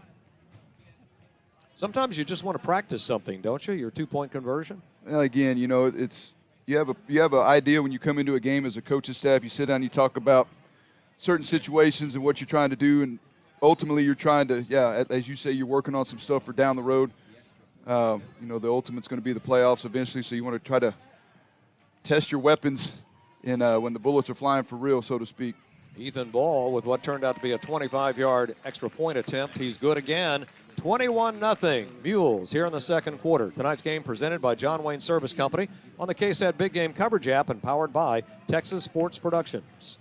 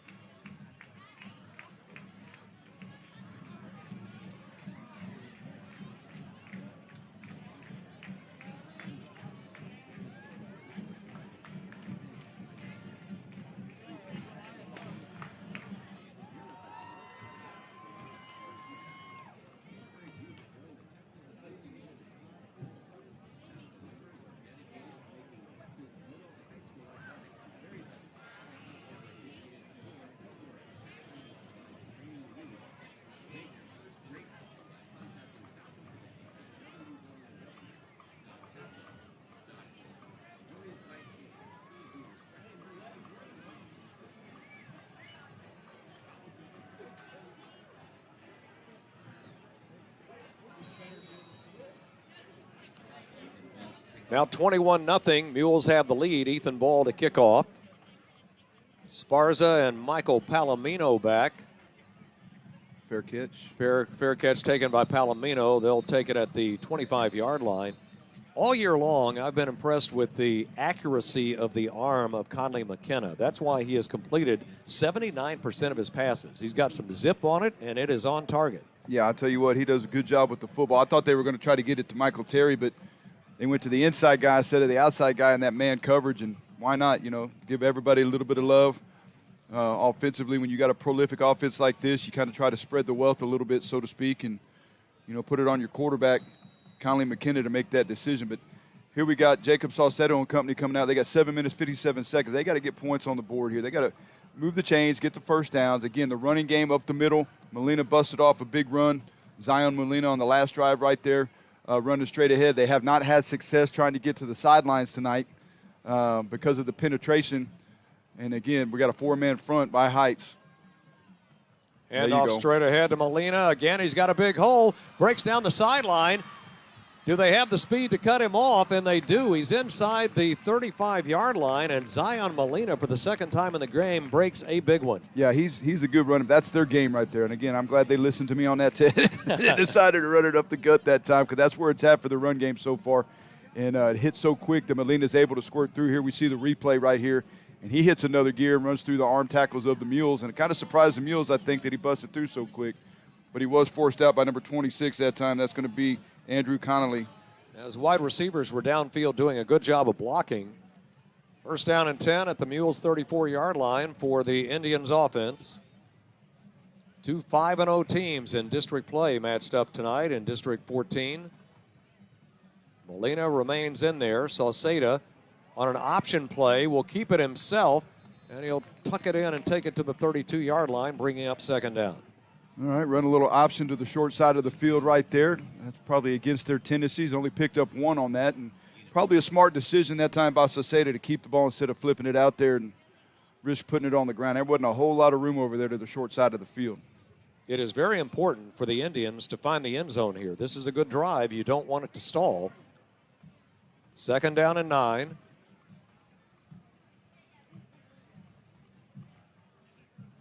Clock runs with 7:10 remaining. We got 2 deep in the secondary here. We got hash mark safeties playing, so zone coverage is the coverage here. Got 4 on the play clock. Sauceda to Molina again. A gain of a couple to about the 30. That'll set up third down and about 5 yards to go. All right, third down and 5. They're moving forward. It's positive here again. I'm thinking this is 4-down territory anyways. At this stage in the ball game for the Indians. So you got 2 plays here to get 7 yards. They're going to say it's third down and 7 here, so empty backfield. Yeah, down 21-0. You would go for it on fourth down. Empty backfield for Sauceda. 3 wide receivers to the near side of the field, 2 to the top of the screen. On third down and 7, they're at the Alamo Heights 31. Sauceda feeling the pressure.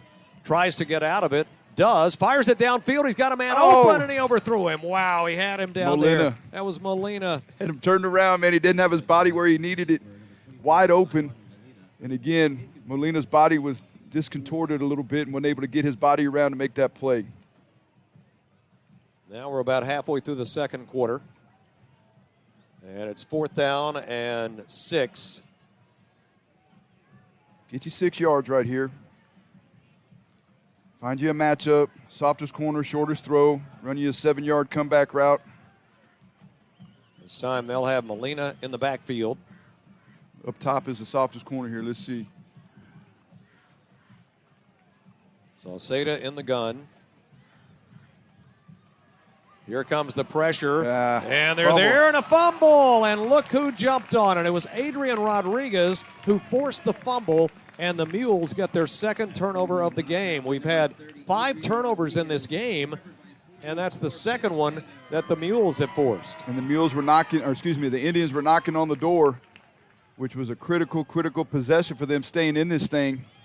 And now Alamo Heights gets the ball back with 6 minutes left in the half, and again, look for them to go ahead and start swinging for the fences again, so to speak here. Put points on the board. That was a good play by Adrian Rodriguez, the defensive end, number 30, to force that fumble. Now for the first time tonight, Cullen Runnels will come into the game as a wide receiver, and Flesher goes out. They'll have Michael Terry in there as the running back alongside McKenna. Got that pistol formation going. McKenna has a lot of time. Throwing it deep for Michael Terry. Oh, he had it in his hands, and he dropped it at the 25-yard line. Like I said, swinging for the fences, and Michael Terry hadn't had his hadn't had no love yet tonight. So, it's his turn, and they're trying to get it. He had right in his hands. I don't know where he wanted it. Maybe not in his hands, but hit him in a bad spot right in the hands right there. It was a good ball by McKenna right down the hash mark. And, again, Terry's in the huddle going, my bad. The other thing that is impressive is the offensive line giving McKenna so much time. Yeah, he's able to sit back there and see the passing lanes. And second down and 10. Ball marked at the 49-yard line.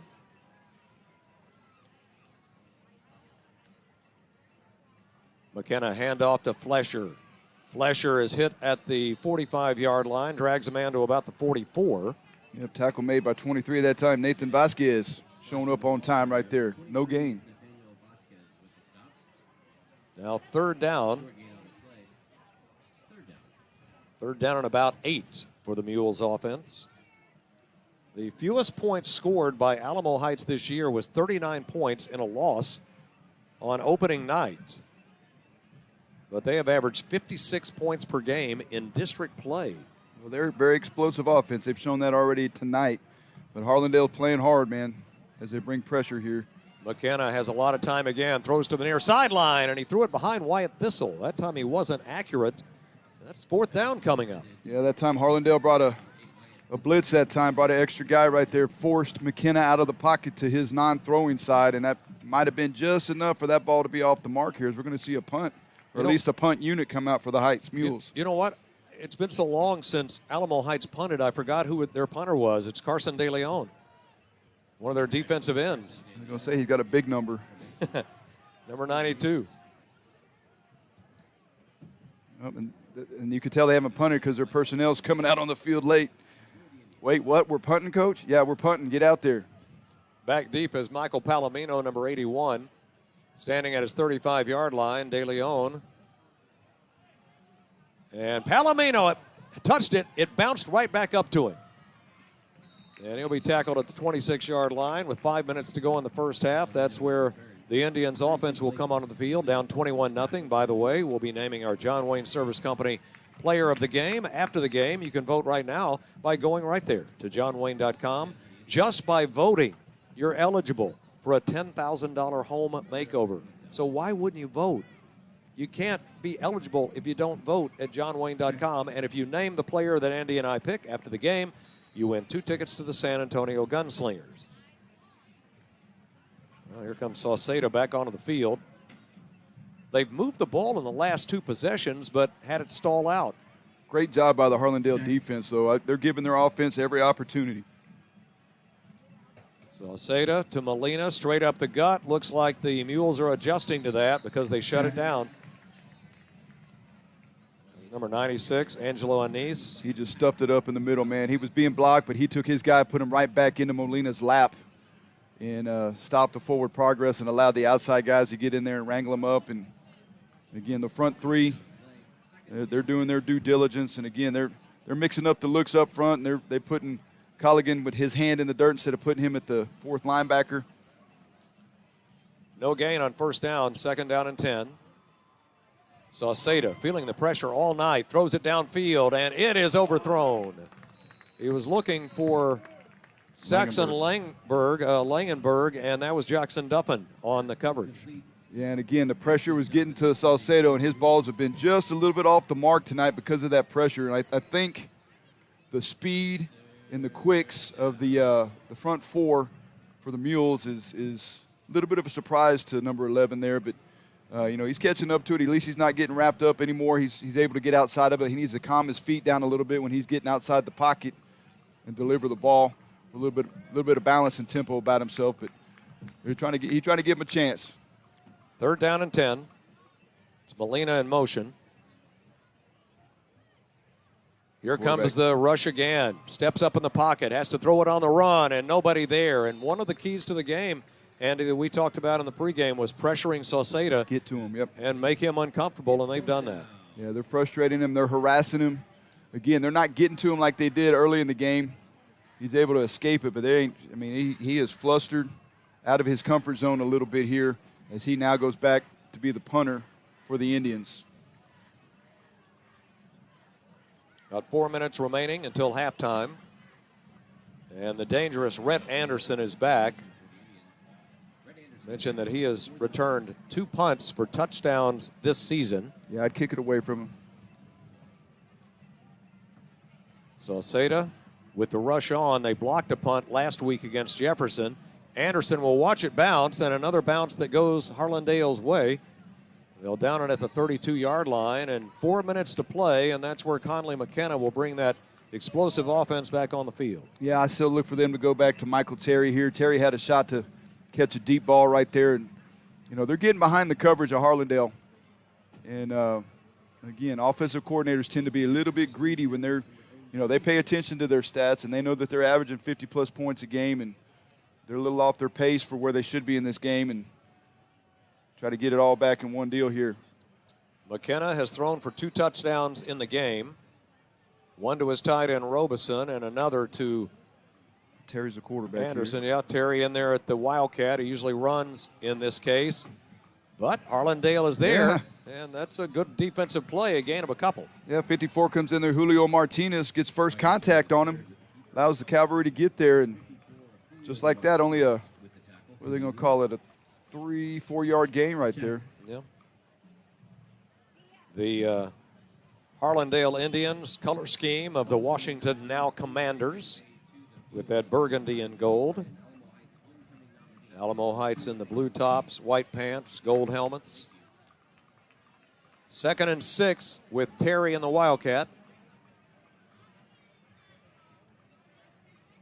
And they look like defensive movement. Terry may have a free play here. Gets near the first down. Let's see what they... No flag. Well, no flag. I saw some movement, but they didn't throw it. And that's a first down for Michael Terry. All they did that time, Harlandale dropped a linebacker down to play nose guard to make it a 5-man front. And to no avail, Terry was able to go get the first down there. Terry comes in as that change of pace quarterback. You've got McKenna, who can run, but he's a very accurate thrower. And then when Terry comes in the game, they pretty much know he's going to run, but sometimes it doesn't matter. Yeah, no, he's a special talent, no doubt. He's only a sophomore, but, you know, when you got that kind of ability, it really doesn't matter. Now they've got McKenna back in at quarterback. Flesher is back in. Low snap. McKenna picks it up. They're setting up a screen, and it is caught down the sideline. Oh. Look at him run all the way to the 10-yard line. 2 flags on the play and a referee down. Hope he's all right. The side judge took a tumble right there, tried to get out the way. He got up in the air and still got rolled up. That was Henry Robeson. And, yeah, the referee is down. There was a flag. Let's see if there was a hold on this play. The outside receiver down here. That's who they're going to throw it on right there. A tight end doesn't get to run that far very often, but Henry Robeson did. And we have a flag up top too, Ted. So it might be 2 infractions. 2 flags down here. We saw the same thing, and the flag up top has happened on the other side of the field. So let's see how they sort this out. As the side judge look like he's all right. He's rubbing his back a little bit, but dangers of the game. Yeah, he may be sore tomorrow. And they're discussing the 2 flags that we saw on the field. By the way, coming into play tonight, the Alamo Heights Mules had won 15 straight district games. Block in the back, Alamo Heights.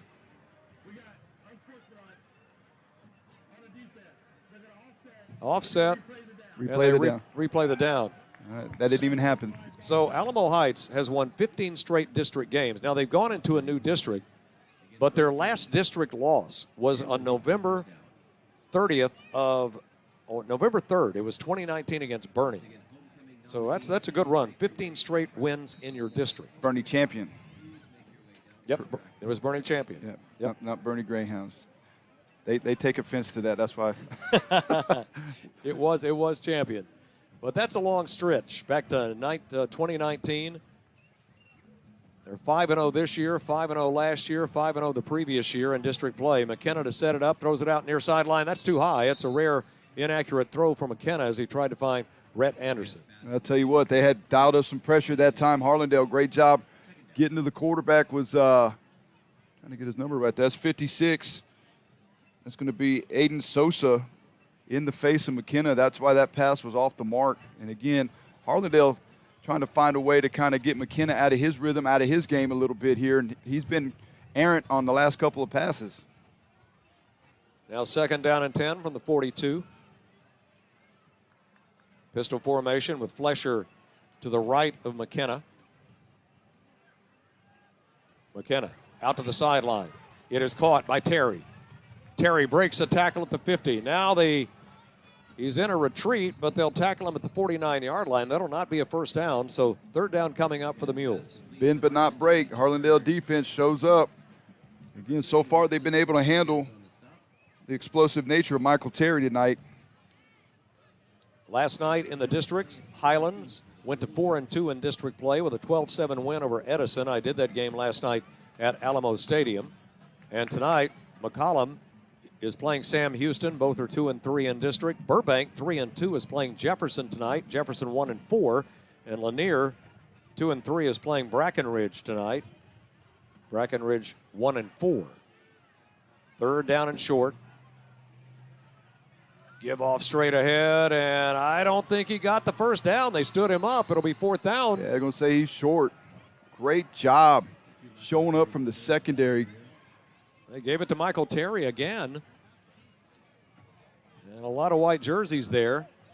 Great team tackling by the Harlandale Indians right here. 4th down and half a yard. They're going to go for it. They bring in an extra tight end, number 86, Anderson Bogus. We're going to get a timeout right here. So we've got a timeout. We'll go to break. Tonight's game presented by John Wayne Service Company on the KSAT Big Game Coverage app and powered by Texas Sports Productions.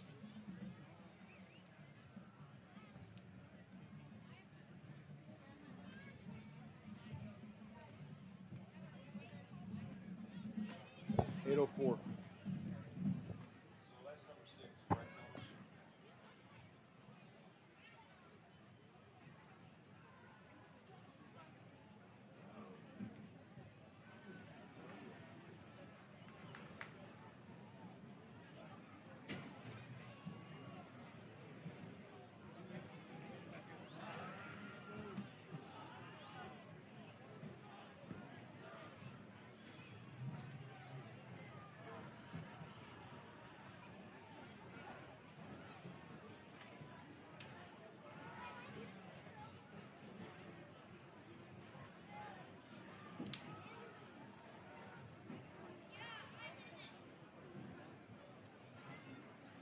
Short of the line of game. It's 4th down. 4th down and literally inches as they had a measurement while we were gone. Ted Davis back with Andy Skelton. They've got the tight formation. They're going to go for it. Conley McKenna with a quarterback sneak. No. The second effort may have gotten him there. He didn't get it on the initial surge. I don't know. Let's see. But then McKenna stuck the ball out and made another lunge. He had to make the line there. He had to make the 48. And they gave it to him. Yep. I think that second lunge did it. Now we've got only 28 seconds to go in the first half. The Alamo Heights Mules. Well, this would be a huge stop for the Harlandale defense if they could keep points off the board here because Harlandale gets the ball to start the second half. Alamo Heights takes a timeout. They have 2 left, and we're down to 24 seconds remaining. You know, I mentioned this district, which now has 10 teams, so you have 9 district games and 1 non-district game. And right now, you've got Alamo Heights and Harlandale both at 5-0. We mentioned Highlands winning last night in that low-scoring defensive slugfest at Alamo Stadium. They go to 4-2. Burbank is 3-2. So right now, those are the top 4 teams in the district. But Sam Houston, McCollum, and Lanier are only 1 game in the loss column behind Highlands, now in 3rd place, and Burbank for 4th. So these games down the stretch are going to be very important. Yeah, that 4th spot could be a 4-way tie to get in and have to go to tiebreakers and positive points and all the other stuff based on what the district executive committee came up with for tiebreaker procedure. And that's always fun as a coach to, when you have to stay home because of a tie-breaking situation. But they do allow 4 teams in the playoffs. I remember the day, Ted, where only the district champion made the playoffs, and then when I was in high school, the top 2 teams got in, and now 4 get in. So, it gives more opportunities, I guess, to kids, but it makes for a fun, 4th place spot usually when it gets to records like that, especially in a 9-team district. Number 4, Jack Sawyer to the bottom of the screen. He's in at wide receiver for the first time in the game. McKenna from the gun. Drops back, sets up, throws over the middle, and it is intercepted. Did he make the catch? He did. It's going to be Nathan Vasquez. That is the 10th interception of the season for the Harlandale defense. And they prevent another score by Alamo Heights. That's huge, keeping them in this thing. McKenna threw it right to him. Again, pressure in his face. He's been, the last probably 3 or 4 passes by Colin McKenna have not been Colin McKenna type passes. He's been off the mark.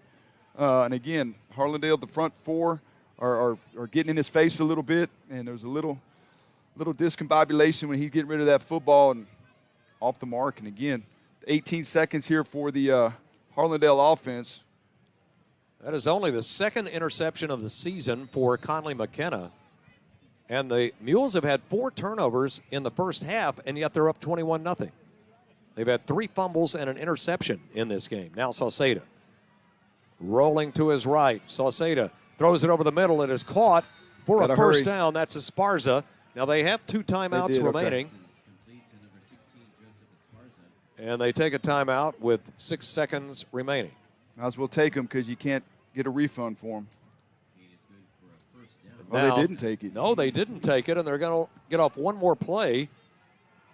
Sauceda looking for a Hail Mary, and he's tackled. And once again, Adrian Rodriguez, number 30, makes a play. And Sauceda goes down on the last play of the first half. Well, the Alamo Heights Mules are halfway to their 16th straight district win and a 6-0 mark in district play with 3 weeks left.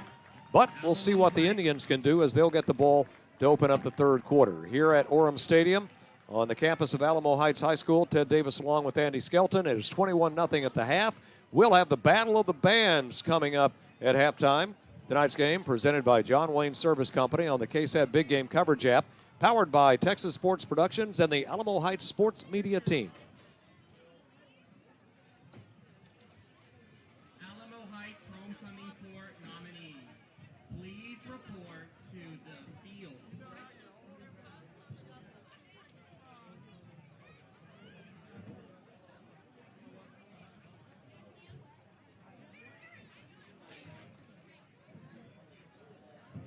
Homecoming Court nominees, please report to the field.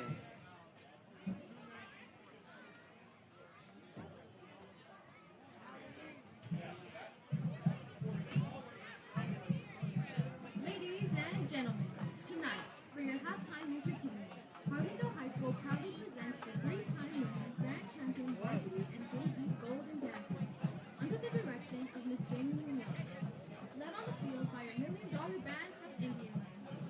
Dancer of the week, Samantha Lyleson. JV co-captain, Mercedes Morales. Social Officer Vice President, Lauren Quintanilla. Social Officer President, Serenity Elizondo.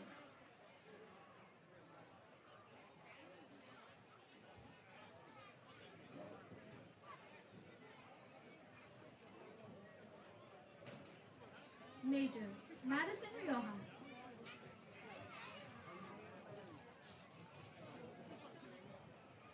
Lieutenant Colonel, Bethany Garza.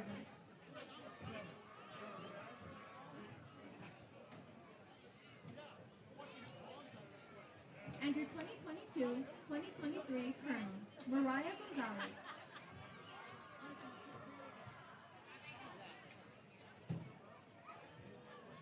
Now sit back, relax, and enjoy the glitz and glamour performance by your Harlandale Golden Dancers.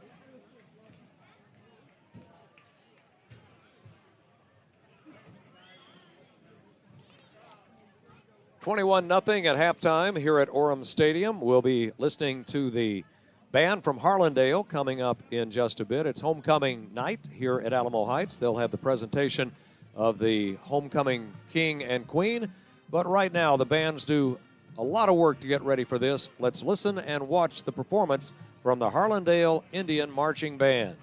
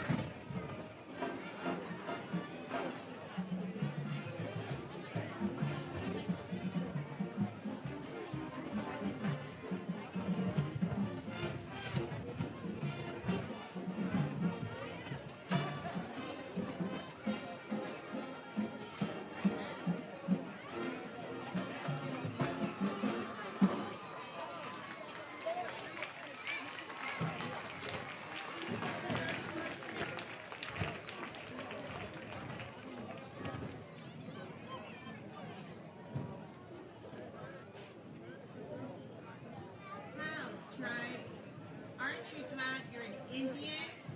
Don't you wish everyone was? Now here they are, from Fredericksburg to Gettysburg, Austin to Boston, Alice to Dallas, from over the Red River to the Rio Grande and everywhere in between. We are proud to present to you the pride of the South Side, the $1 Million Band from Indian Land. Band member of the week is Joyce Morales. Section of the week are the Front Ensemble. Guard member of the week is Celeste Cervantes. Drum majors are Renee Brea and Noah Villapando. Tonight, the $1 Million Band will perform their 2022 UIL halftime show in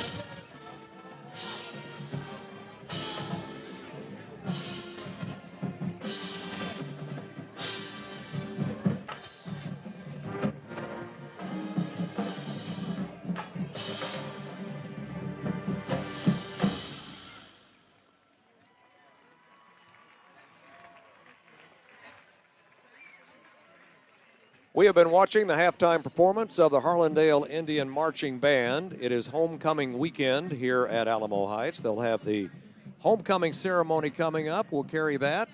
But it's 21-0 at halftime. The Mules on their way to their 6th straight district win. We'll see if Harlandale can make a game of it in the second half. You're watching high school football presented by John Wayne Service Company on the KSAT Big Game Coverage app, powered by Texas Sports Productions and the Alamo Heights Sports Media Team.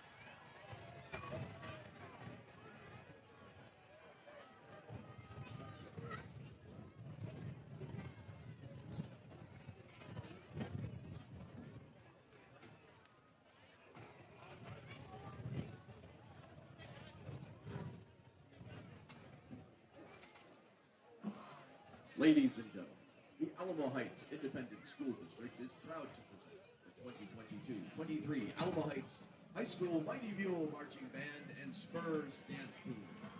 The Mighty Mule Band is under the field leadership of drum majors Dixon Simpson and Lauren Smith. The Alamo Heights High School cheer coach is Taylor Bailey.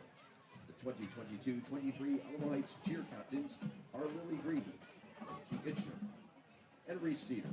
Co-captains are Elena LaRosa and Sophia Johnson. Cheerleaders of the week are, from the freshman class, the Itchner, the junior varsity squad, Zoe Colbert, and the varsity squad, Kallie Schoenbaum. Please welcome the award-winning Alamo Heights Spurs dance team under the direction of Justin Marie Sanchez. The Spurs are led in the field by their girls, Francie Decker, and line leaders, Ken Carpio Lar, Abby Escobar, and Kate. Spirit squad captain is Jordan Becker. The spur of the week is Ken Carpio Lar. The spirit squad member of the week is Carly Baker. Now sit back and relax and enjoy everyone's favorite Spurs partner dance, featuring the Spurs and Alamo Heights twirler Piper Smith and their parents.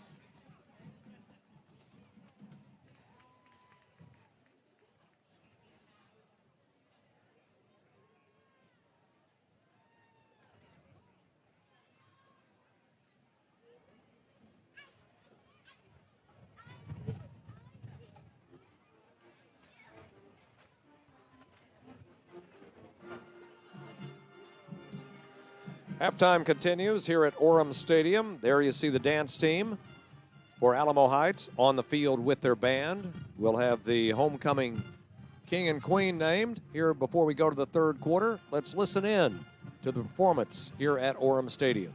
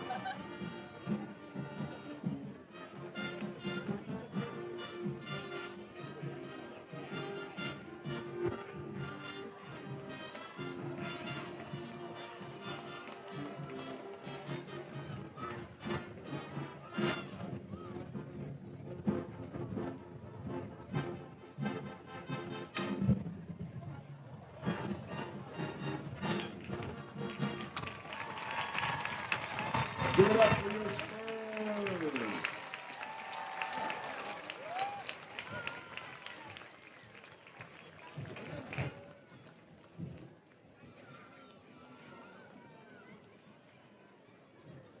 Good luck to the Mighty Mule Band and the Harlandale High School Band as they compete in UIL Region Marching Contest tomorrow.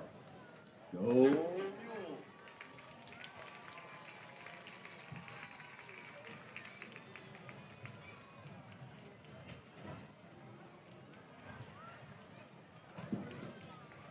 Check, check.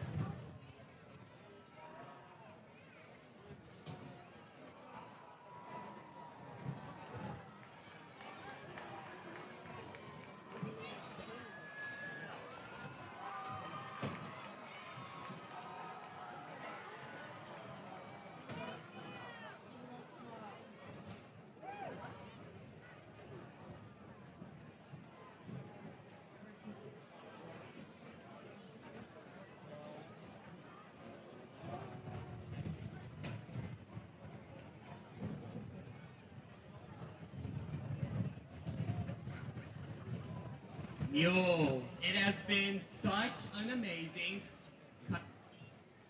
home.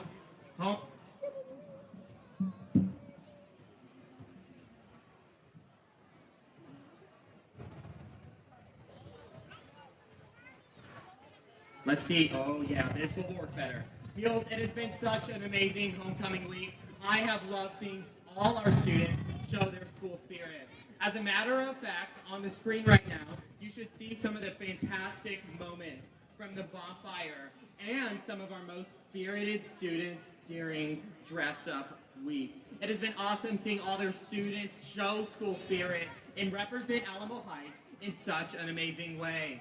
This has definitely been a homecoming for the books, but don't forget, it's not over yet. We have our homecoming dance tomorrow from 7 to 10 p.m. at night at Alamo Heights, right here at the Oaks.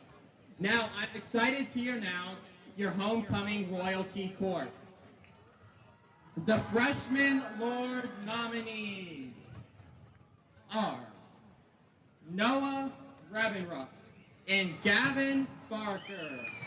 The freshman lady nominees are June Ann and Berkeley Hart.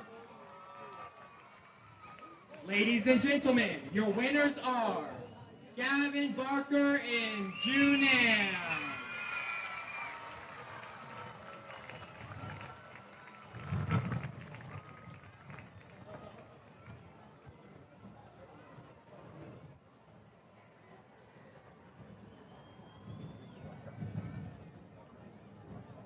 Ready? Congratulations to both of them. Halftime continues here at Alamo Heights High School. It is homecoming weekend. The football team, the Mules, have a 21-0 lead over the Harlandale Indians. We'll get you set for the third quarter in just a bit. But first, we're going to take a look at after a break, we'll take a look at our John Wayne Service Company Player of the Week. You're watching High School Football, presented by John Wayne Service Company on the KSAT Big Game Coverage app, powered by Texas Sports Productions and the Alamo Heights Sports Media Team.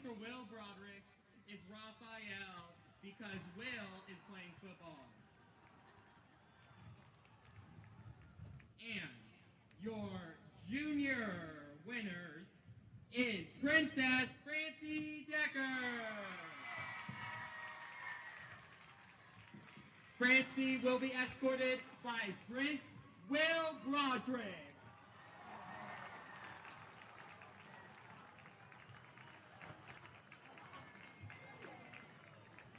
Congratulations to both of you. I am so excited to announce our final set of nominees. Come with me.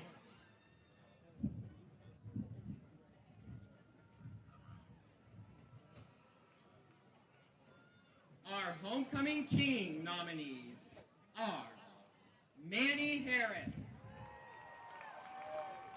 Sam Velez, and Rafa Diaz.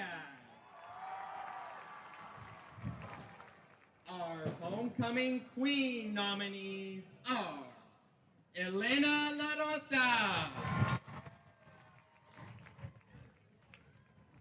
Emma Supase, and Sophia Cook. Ladies and gentlemen, Our homecoming king is Manny Harris.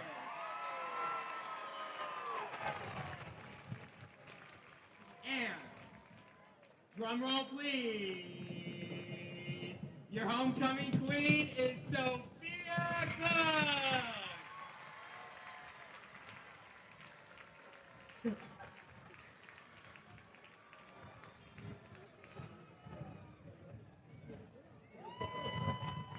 Congratulations to both Manny and Sophia. Wow, what a great moment. All right, they're going to walk through the swords.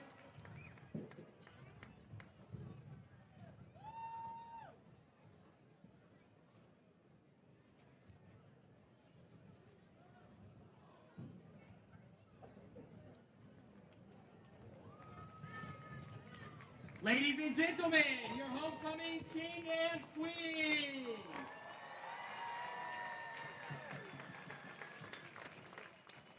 Manny and Sophia. And it has been an honor working with all of our amazing spirit groups on campus.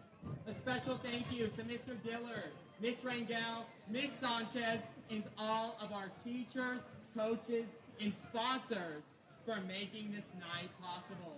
This is my last homecoming, and I'm excited to be here. Congratulations to all of our 2022-2023 homecoming court nominees.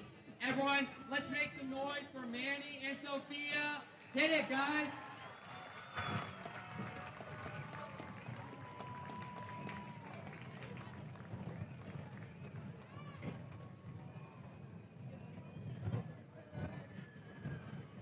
As always, it's a great day to be in the Home. I'm so excited for a great homecoming season.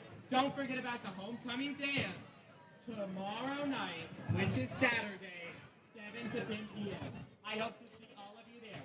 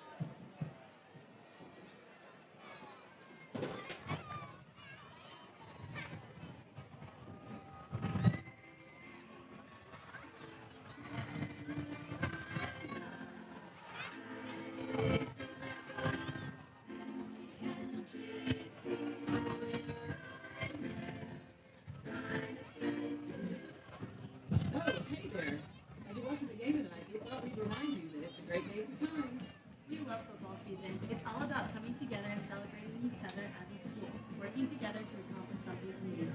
That's why we think it's a great day to be kind is so important. At the end of the day, it's our kindness and our compassion towards others that makes us our friends. So at the game today, remember to be kind. Be kind to our custodial staff by throwing away trash in the designated trash cans across the stadium. Be kind to our opponents and our officials and show good sportsmanship. Be kind to those around you by giving plenty of personal space, especially in the student section. When we all work together, our small acts of kindness grow. It creates something bigger in each one of us. So remember, next time you get the chance, just be kind. It makes all the difference in the world. And remember, it's a great day to be kind.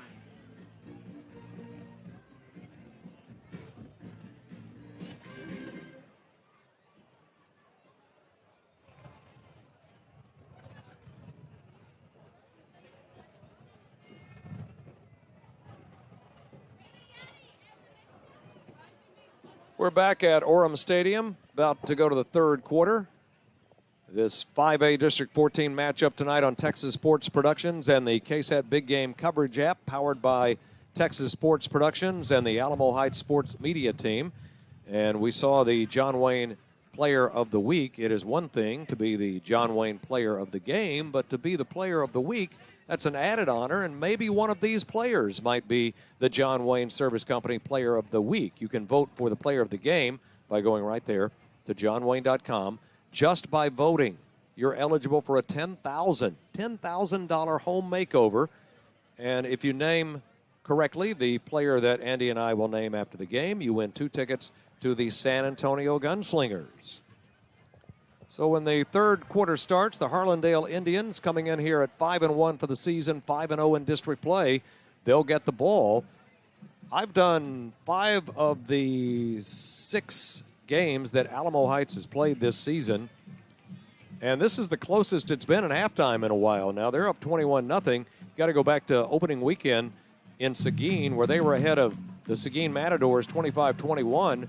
But while Harlandale's down 3 touchdowns, if they could score on this initial drive of the third quarter, they might get momentum. Yeah, and again, as coaches, we always preach.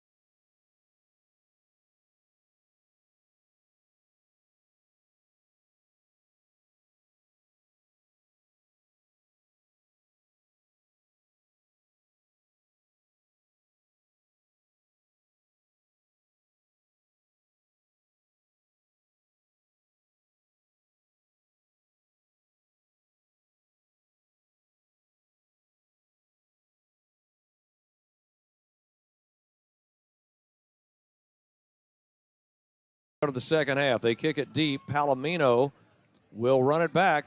Caught it at the 5. Special teams are there again. They have been doing a great job all season. He manages to lunge out to the 20-yard line. And that was number 32, Blake Killian, who also is a backup defensive back. And again, if you're a backup and you get a chance to run down on kickoff, you're showing your worth right there to the coaching staff that, hey, I can get down the field and make plays right there. And again, great job by Blake Killian. Limiting the return, and Harlandale sets up shop on their own 20-yard line here to start the second half. Jacob Sauceda does not have a touchdown pass in this game, obviously, 9 for the season. He's also rushed for 10 touchdowns. Zion Molina is his running back. Saxon Langenberg, Pedro Valenzuela, Rennie Renteria, and Joseph Esparza are his wide receivers. On first down, give it to Molina. He had some big gashes in the first half, but they stand him up that time for maybe a gain of a yard. Yeah, good tough sledding right there, but nothing doing. Linebacker stepping up in there. Coming off the bottom of the pile is going to be number 30, Adrian Rodriguez, and then 42, Harrison Sobey, teaming up on that. And that's how you're going to have to stop Molina. You're going to have to team tackle him because, I mean, again, straight ahead is where they gashed him in the first half. But you're seeing right there some adjustments to how the linebackers are playing it when they see that action here. Bennett Sanders, Angelo Anise, Adrian Rodriguez, the down lineman. Gain of 1 on first down. Sauceda out to the near sideline, overthrows his intended receiver. He has not found Langenberg tonight. He has 26 receptions for the season. The linebackers are Garrett Tullis, number 38, Harrison Sobey, 42, Tommy Colligan, 45, and Will Broderick, 22. The corners are Andrew Connolly, 26, Ethan Ball, number 9. The safeties are Corbin Gunter, number 11. Jackson Duffin is the other safety. There are many nights when they start 12 seniors on defense. Sauceda will throw. Overthrows his man again. He had Esparza at the 25, and then on the back end, Langenberg almost caught it, but that's a tough way to start. It's 3 and out. Yeah, that's not what you wanted coming out if you're Harlandale right there. And again, credit to the Mule defense, being stubborn as a mule, no pun intended. when it comes to giving up yardage. Now we got the Mules and the Indians tonight. And kicking will be Saucedo. Rhett Anderson standing back at his 45-yard line. And the Alamo Heights Mules going for a block. They got it. It is picked up at the 3-yard line. They blocked a punt last week. They do it again. It's special teams play every week for the Alamo Heights Mules. Had they been able to pick that up and run it into the end zone, it would have been the 8th special team touchdown this season. Yep, scoop and score. They work that, I guarantee you. Usually on Tuesdays, takeaway Tuesdays, I'm telling you, that's traditional everywhere I've coached.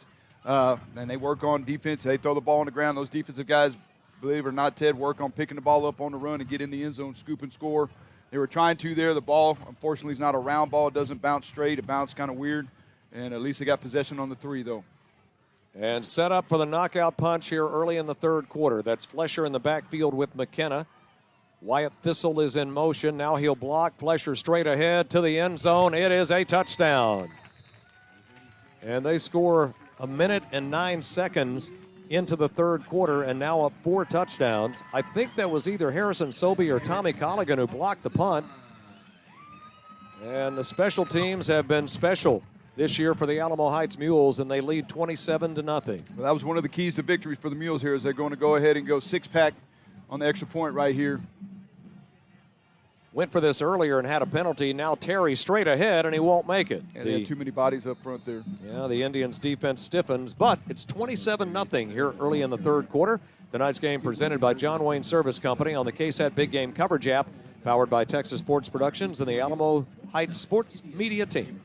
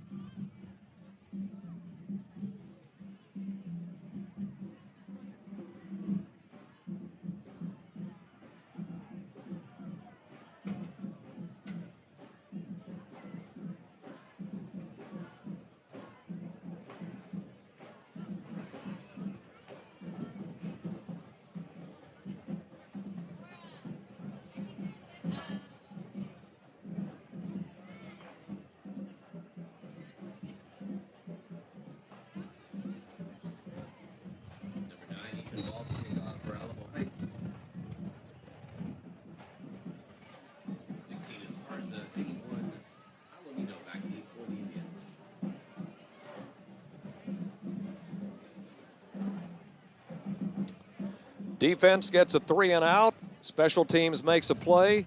Offense sticks it into the end zone. Fair catch called by Palomino. And now down 27-0. The Harlandale Indians will have it at the 25-yard line. That was a tough way to begin the third quarter. Only a minute 9 in, and suddenly you're down 4 scores. Well, credit to Coach Ron Ritterman. I mean, he said, let's go get it. Block the punt, put this thing away. And again, Harlandale defense has been keeping Harlandale hanging around in this thing. And, you know, as a coach, Coach Ritterman's like, let's go ahead and use our special teams here to go ahead and put the dagger, start inserting the dagger in the heart of the Indians right here. But if you're Harlandale, you keep pedaling, you keep playing. That's what you do. You're going to finish this thing strong. You're a 5-0 team coming in this game. You're a good football team as well. And keep doing what you can do and worry about the things you can control. Empty backfield for Saucedo on first down. Over the middle, it is caught. Esparza made the catch. Harrison Sobey was there to make sure he stayed down, but it's at the 31-yard line. Winning on first down right there. Go ahead and pick you up 6 yards. Sets up second down and 6. Nothing wrong with that. Stay ahead of the chains right here. You got options now as your offensive coordinator with second down and short. Now they got the pistol formation with Molina back in as a running back. We got man coverage across the board right here.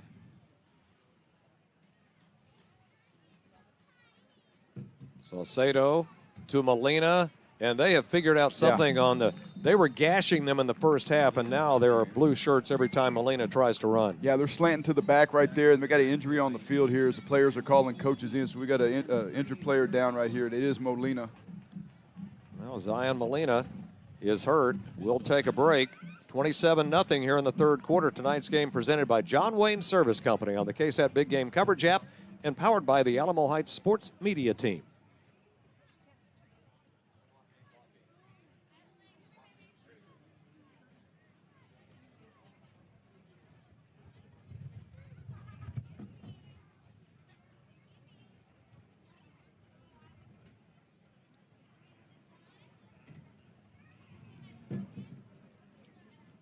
His dad's a defensive coordinator. Now he's in dad mode out there. I feel bad for him.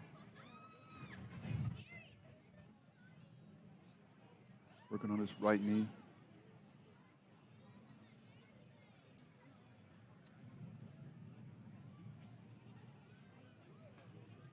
And Ritterman's working the referee. Opportunistic.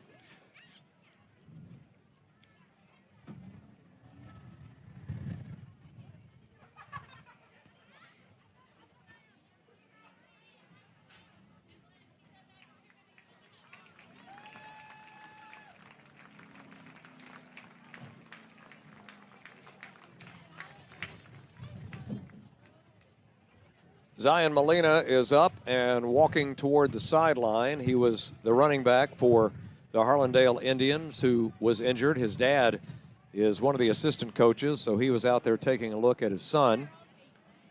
You know injuries can happen, but it's tough when it happens to anybody. But when it's your kid, it hits home especially. Yeah, you go into dad mode a little bit. Coach Molina, he's the defensive coordinator for the Harlandale Indians. He's a lot to do with the fact that the Indian defense have been playing well tonight. And hopefully Zion's going to be okay. They checked his knee out, but he's up under his own power at least, and best to him. Galindo is the backup running back. He's in. Sauceda throws it, and it's too high. Yeah, the pressure from the Mule defense again. Got Sauceda outside the pocket, and he's scrambling, and he's just not as efficient when he got to quiet his feet down a little bit, set his feet, and throw that ball. He's throwing it on the run. His shoulders weren't square, and that ball sails over the top right there, bringing up 4th down for the Indians. He was trying to find Langenberg, and Corbin Gunter, the safety, was right there. So kicking from the 20 will be Sauceda. Red Anderson has not been able to return one tonight. He had a chance in the first half, but it bounced off his shoulder pads, and it was a fumble. They better get it off right here. They're going to try to come after another one here, looks like. Look out. Here they come. Oof. This time he got it away. Anderson calling for a fair catch. He'll take it at the 45-yard line, and that's where this potent offense for Alamo Heights will come back on. We mentioned 39 is the fewest points they've scored this season in a loss at Seguin on opening night. Since then, they have scored 56, 49, 56, 62, 56, and right now 27 in the third quarter. That's not too shabby. I don't care what level of ball that you're playing here. Michael Terry and Thistle to the right side, Anderson to the near side. McKenna back out there. He's thrown for 2 touchdowns in this game. Flesher had a big 56-yard run, and he's had positive yardage. He's near 100 yards rushing. Now McKinney throws it out to the sideline. That is taken by Terry, and he'll have a first down. That's big sophomore Michael Terry. Yeah, we haven't seen a lot out of him per se based on what he did last week. And number 30, Nicholas Rodriguez, comes out there from his linebacker position, but after the first down by Michael Terry. Michael Terry now has over 600 yards of total offense for the season. And we mentioned he's had 2 kickoff returns for touchdowns this season. First down and 10 at the Harlandale 41. Pistol formation with Terry in there. And that's Flesher back in. Yeah, that time they stand him up for a loss of, actually a gain of maybe 1 or 2. Nicholas Rodriguez again, number 30, coming off the edge that time. They were running a little counter play, nothing doing right there. Good job by 30 getting in there, getting in the legs of the running back, and minimal gain of 1 yard right there. Coming into the game tonight, Alamo Heights was really balanced. Offense, defense, 184 pass yards per game, 186 running yards per game. So they're good at both of those offensive skill sets. Second down and 9. McKenna feeling pressure. Tries to get out of it.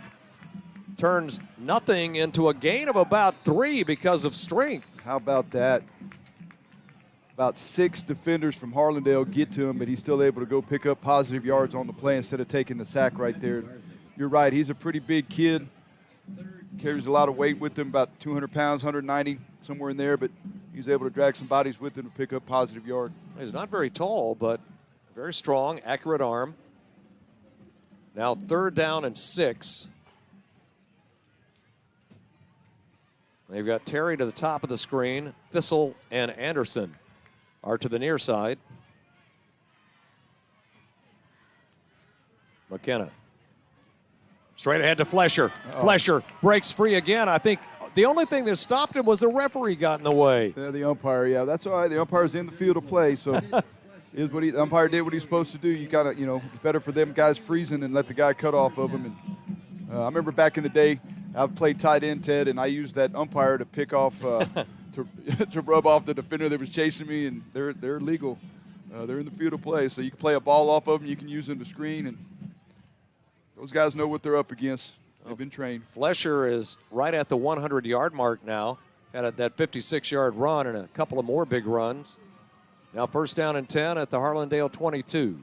McKenna to Terry. Terry makes the catch.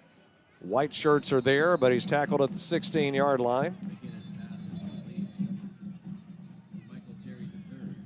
And 22 there. 22 on the tackle. I want to make sure to give kid credit. Jackson Garcia coming in there and getting in the legs of Terry after a 5-yard gain.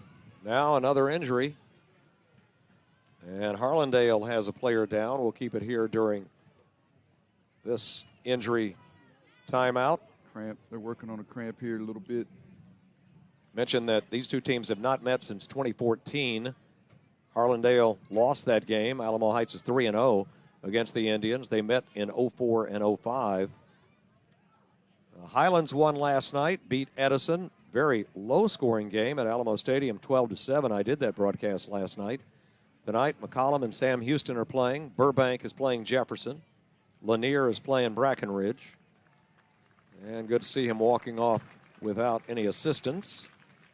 There you see the sideline with some of the backups. That's for 24, Clark Mandigo, and Cullen Runnels is there. Colin Ernst, the backup quarterback. These backups have had a lot of playing time this season for the Alamo Heights Mules. That's a luxury when you're putting up 50-plus points a game. You can get some guys in there. And all right, second down and 4 for the offense.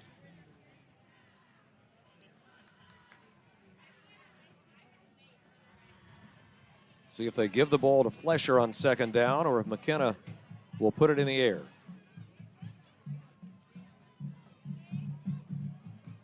McKenna will keep it straight to the end zone. McKenna is in there. Touchdown. Yeah, great job on the zone read right there. Pulls it, comes straight downhill after the handoff fake. His read took the running back all the way right there, and he just replaced his read.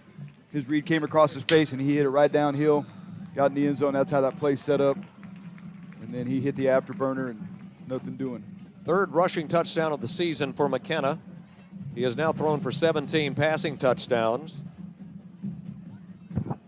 And Ethan Ball tries to make it 34-0. High snap, but Corbin Gunner gets it down. The kick is good. And you're watching high school football presented by John Wayne Service Company on the KSAT Big Game Coverage app, powered by Texas Sports Productions and the Alamo Heights Sports Media Team.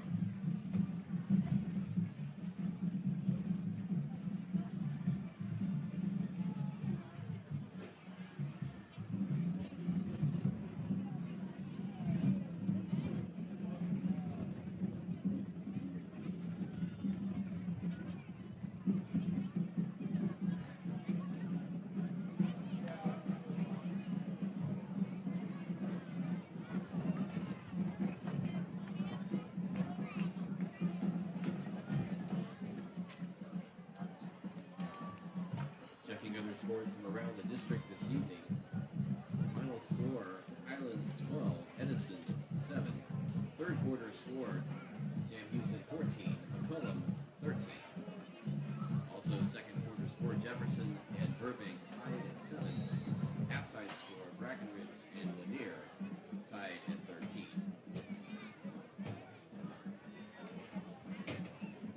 Ethan Ball to kick it off again. And a healthy lead here on homecoming weekend for the Alamo Heights Mules. Kick by Ball is deep. Palomino fumbles it into the end zone, and now he's going to bring it out, and he's hit at the 2-yard line. Wow. Got hung out in no man's land. Yeah, he touched it, went into the end zone. And now down 34-0. They've got to start inside their 5-yard line. By the way, there's a score in the third quarter. Burbank 3-2 against Jefferson 1-4. They're tied 7-7 in the third quarter. And that would be a big upset if Jefferson can win. Burbank a chance to go to 4-2 with a win tonight. They'll be tied with Highlands, tied for third in the district. Looks like right now Alamo Heights will be alone in first place at 6-0, and Harlandale at 5-1. Now, Alamo Heights has Edison next week on Saturday at Alamo Stadium, then Lanier here at home, and then they'll play Sam Houston on the final weekend of the regular season. Langenberg in motion, handoff to Galindo. Molina got hurt on that last possession, and there's that defense to be stiff again. If you now add it all up, let's see, that is 4, 8, 12. Last 15 quarters, they've only allowed 13 points. Not too shabby. Not too shabby at all. And you're putting up the 50-point per game average. That you're going to win a lot of games that way. If I did my math right, Ted. Yes. Again, my math is suspect. But no, your math was right on there. Big number and a little number. I figured it's pretty good probability you're going to win a game. Yeah, if you know you got to score 57 to win, that's a tall hurdle to jump over. Oh, no. Oh, jet sweep fumbled inside the 5-yard line. Did they get it back? Yeah, I think Galindo dropped on it. Wow. They've had a block punt and we got a mule down. Went inside the 5-yard line, and he's holding the left arm. He stuck his arm in there. Yeah, that's not good. That's not a good sign. Maybe just a funny bone. Hopefully it's just a funny bone here, but can't get a number because he's laying on it. Yeah, he's up. That's Colligan. That's their main man right there. Hopefully he just got the funny bone hit. And the way he's holding it, we've all done that. Yeah, it don't feel good, but I think he's all right. He's moving it. Kind of scared him more than anything. Yeah, he's shaking it out. All right, 4th down and 8. Yeah, well, Coach Ritterman got a smile on his face, so he's kind of giggling a little bit, so I think that's a good sign. Not laughing at him, but just laughing because it's a funny bone, and that hurts. Ron Ritterman, now in his 3rd season here. His record after tonight will be 26-4 here. All right, they are going to go for it on 4th down? I guess so. Why not? It's 3rd down, according to the down marker. Oh, they had it. I was looking at the scoreboard. Yeah, scoreboard's wrong. Yeah, scoreboard had it 4th down. It is 3rd down. Esperanza get out of the end zone. In motion. Oh, they tackled him at the 1-yard line. They're looking for a safety. Yeah, I don't think he got out. He got out. They marked him at the 1. Forward progress to the 1-yard line. But I don't like that handoff, Ted, that goes like this when you're in the end zone. You want to go there. You want to go straight ahead. Straight ahead, yes. Wow. Kind of scary. And now backed up to the back of his end zone.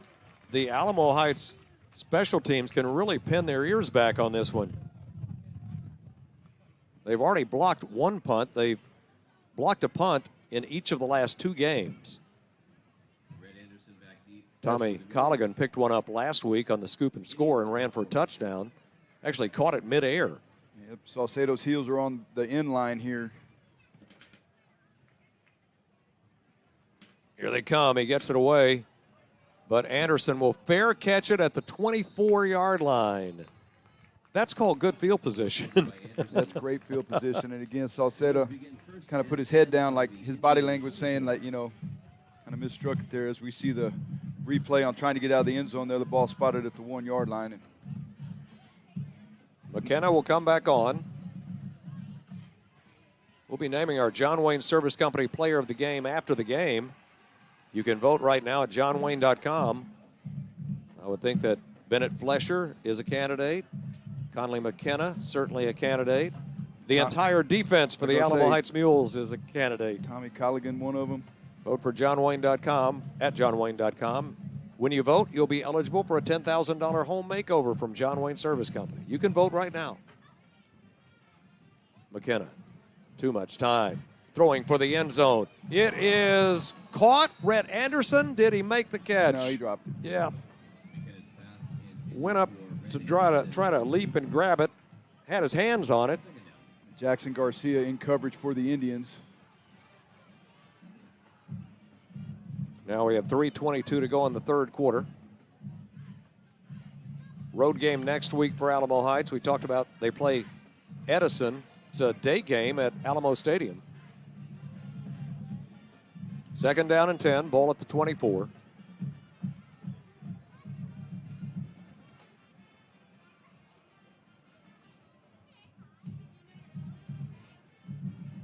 McKenna to the near side. Terry with a blocker out front. That's Thistle, but the Indians read that one. He takes it to the 20. Yeah, Carlos De La Vega, number 20, coming in there. And, you know, still picked up 4, though, on second down. Brings up third down and about 6.5 or 7. They're going to call it 7 on the scoreboard there, but. And the clock runs inside 3 minutes of the third quarter. It's been a satisfying homecoming Friday night here in the 09. Jack Sawyer in at wide receiver. He's to the top of the screen. Out there with Rhett Anderson.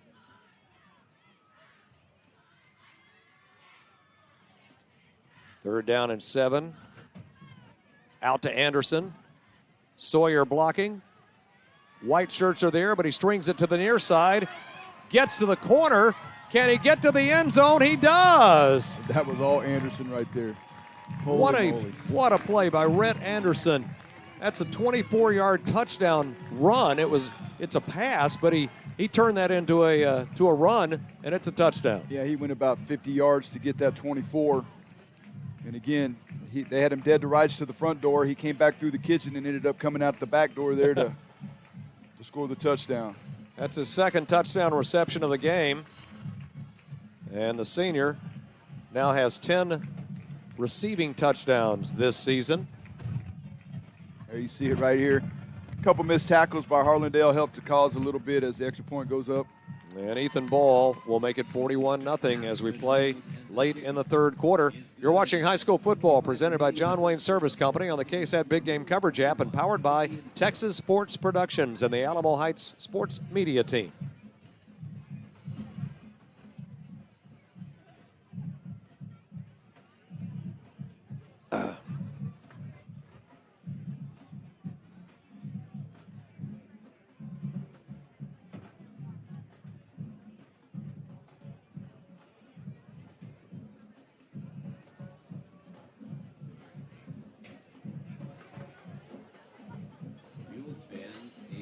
Kindergarten through 5th grade.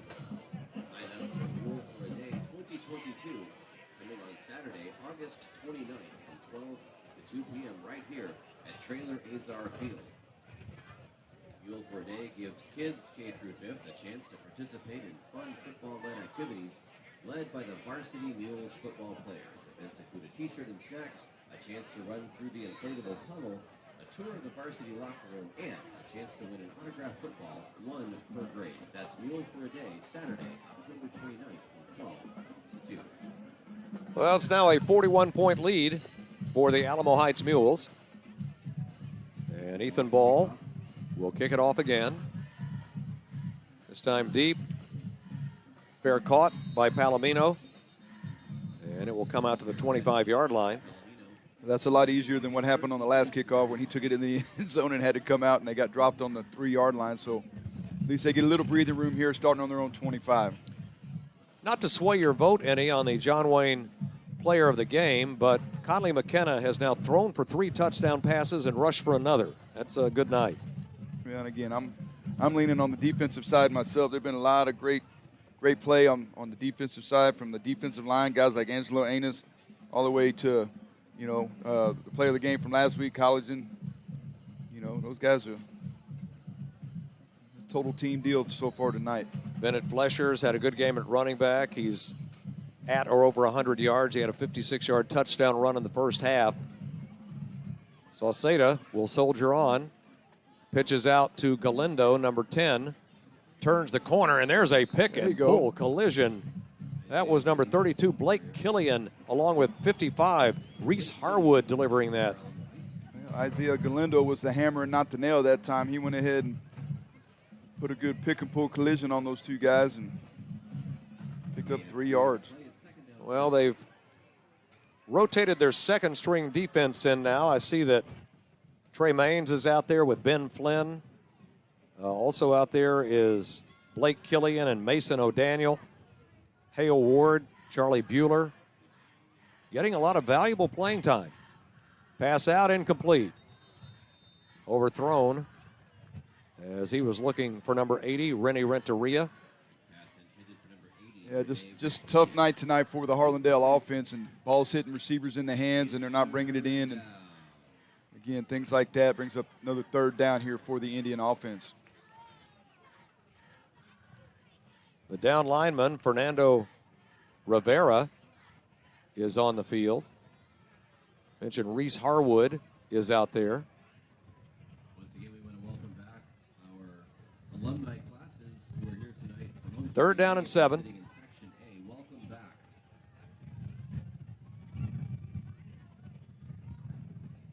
Saucedo feeling the pressure from behind, tries to run, fumbles the football. Scoop. They tried to scoop it and score it, but they got it. They recovered it. And that is number 65, Fernando Rivera. He recovered it. The ball was poked away from behind by Reese Harwood. Yeah, good job, Harwood, punching it out. And again, trying to scoop it. You got the first part, wasn't able to get in the end zone because offensive lineman number 62 right there for the Indians comes in there, and that's Andres Reyes, touchdown-saving tackle right there. It's been a turnover hootenanny in this game, hasn't it? Hootenanny, all right. Yeah, it's been a pachanga for sure. We had a lot of turnovers in this game. I know of at least 7. And 47 seconds to go in the third quarter. Colin Ernst is in. Backup quarterback. Clark Mandigo, the running back, number 24. We'll identify as many as these players as we can. Miles Wright, 85, is on the field. Jack Sawyer. Ernst will throw it out to Sawyer, and that one's short. Backup offensive lineman, Noah Puente, left tackle. Brandon Barron, left guard. Robert Romero, the center. Alex Westmoreland, right guard, and James Jekyll, the right tackle. Well, being a tight end myself, they got a new tight end at number 48, Bennett Johnson, also sophomore tight end. By the way, for the Mules. Notice how tall he is. Yeah, the good-looking kid. And he's a young player. He's only a sophomore. He's Yeah. going to have some room. He got the frame to put on some weight. Yeah, he's a sophomore. Movement. And that's going to happen with your backups, unfortunately.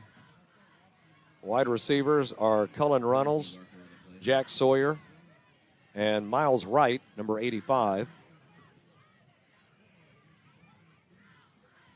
And this is an important time for some of these guys who come in now. There are going to be some seniors moving on. They've got a lot of seniors on this Mules team, so you want to show the coach in these games that they can count on you for next season. Anytime that you get to be on film, you just made history. That's going to be on film forever. More importantly, it's on film for your coaches to evaluate you right now and your value to the team and what you do when you have an opportunity to go out there and do something. This will be the final play of the third quarter. Colin Ernst, Jr., setting up a screen. And he overthrows. I think he was trying to hit Bennett Johnson out there. And that will be the end of the third quarter. The Mules take a 41-0 lead to the final 12 minutes. You're watching high school football presented by John Wayne Service Company on the KSAT Big Game Coverage app and powered by Texas Sports Productions and the Alamo Heights Sports Media Team.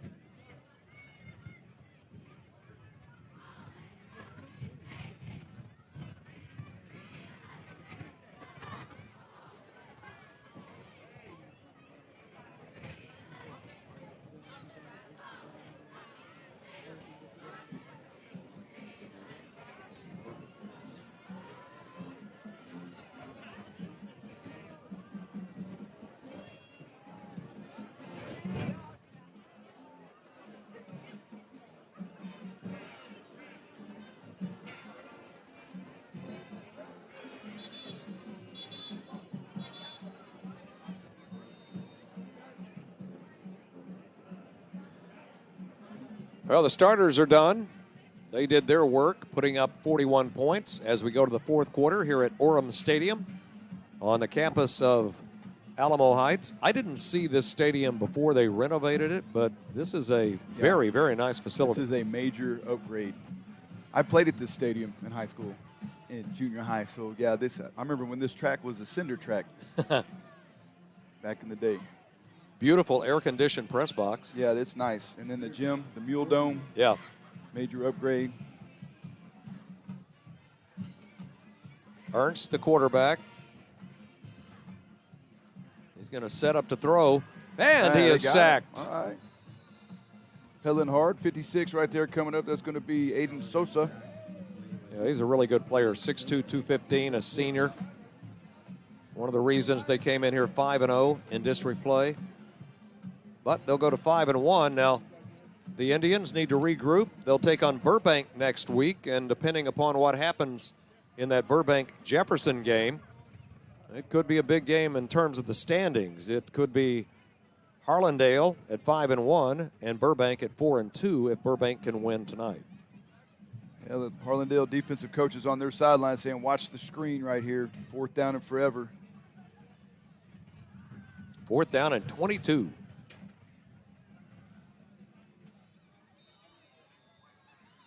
And we have a delay of game. I'll knock them back 5 more yards. The 4th down and 27. Now, that's an unforced error that's controllable. And as a coach, those are little things. Learning moments for your younger kids. So it's still 4th down, but even longer for the distance to travel.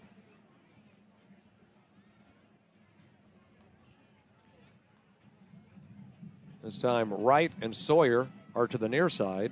By the way, 54, Alex Curtis is in at left tackle now. Ernst in the pocket, throwing it deep. Sawyer is there, but he can't make the catch. Tried to hit number 4, Jack Sawyer. And that was number 20. Yeah, I think that ball was tipped by De La Vega. Yeah, Carlos De La Vega has had 3 interceptions this season from that safety spot. He's number 20. Playing center field there on that play. Brings up 1st down, Harlandale here.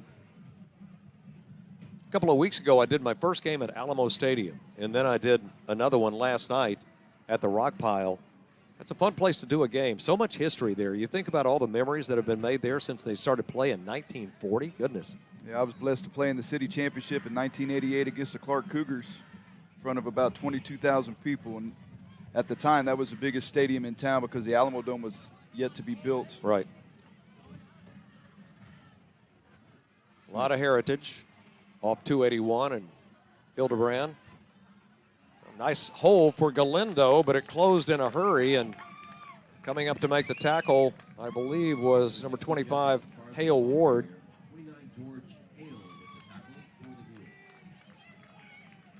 And they will roll their second team in and even at some point get down to their 3rd team. So we'll try to identify as many of these kids as we can here in the final 9 minutes. Salcedo remains in at quarterback. That was a gain of 3 on 1st down. You see the clock running. Esparza is in motion, and we had movement by the Indians. Yeah, you hate to see that. Again, unforced errors. But speaking of Alamo Stadium, Ted, believe it or not, it was at the time it was the only turfed field in San Antonio. Was it? Because of the San Antonio Gunslingers playing in 1982, 83, and 84. Was that a USFL team? Yeah, it was USFL Gunslingers, not the Arena League team that's here now. But yeah, that was the field as a high school player that you knew if you were playing in November and you were playing in that stadium, that was a city champion. They don't have city championships anymore because of the 4-team format, but with the 2-team format, there was actually 1 team left in each classification played for the title. So you knew you were in the show. That's it. Straight ahead to Galindo. That'll bring up 3rd down and see if the Indians can move the chains. The Indians had some chances early. They had 3 turnovers that they created in the first quarter and couldn't score off any of them. Yeah, and again, that's testament to the Alamo Heights defense. They've lined up and played well also tonight. Both defenses played well tonight. 3rd and 6. And then, of course, Heights' offense putting 41 points on the board helped the cause as well. Pitching another shutout. This time, Esparza is in motion. Saucedo winds up, overthrows his receiver. I'm not sure where the receiver was. Maybe ran the incorrect route, but there was nobody out there. He zigged. The receiver zigged when he should have zagged, or the quarterback thought he was, he wasn't where he was supposed to be. Miscommunication that time, and I think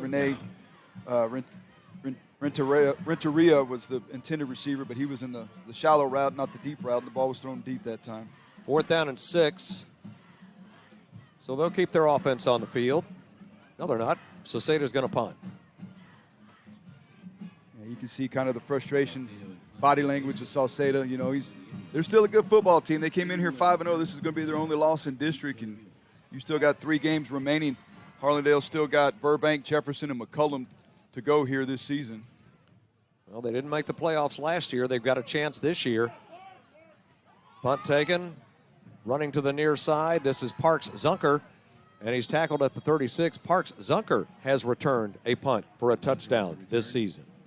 Jackson Garcia, 22 right there with the tackle. Now Colin Ernst in the offense will come back on with 7:47 remaining.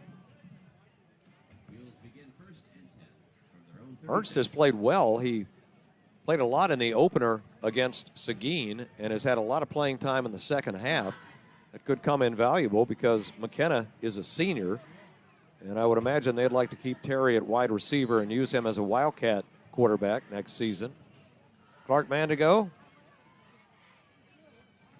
24, the running back, and movement again. Who jumped? Defense, offense. Yeah, defense, encroachment. Encroachment should be the call. You only get encroachment when contact is made, and it's a dead ball foul as opposed to defensive offsides.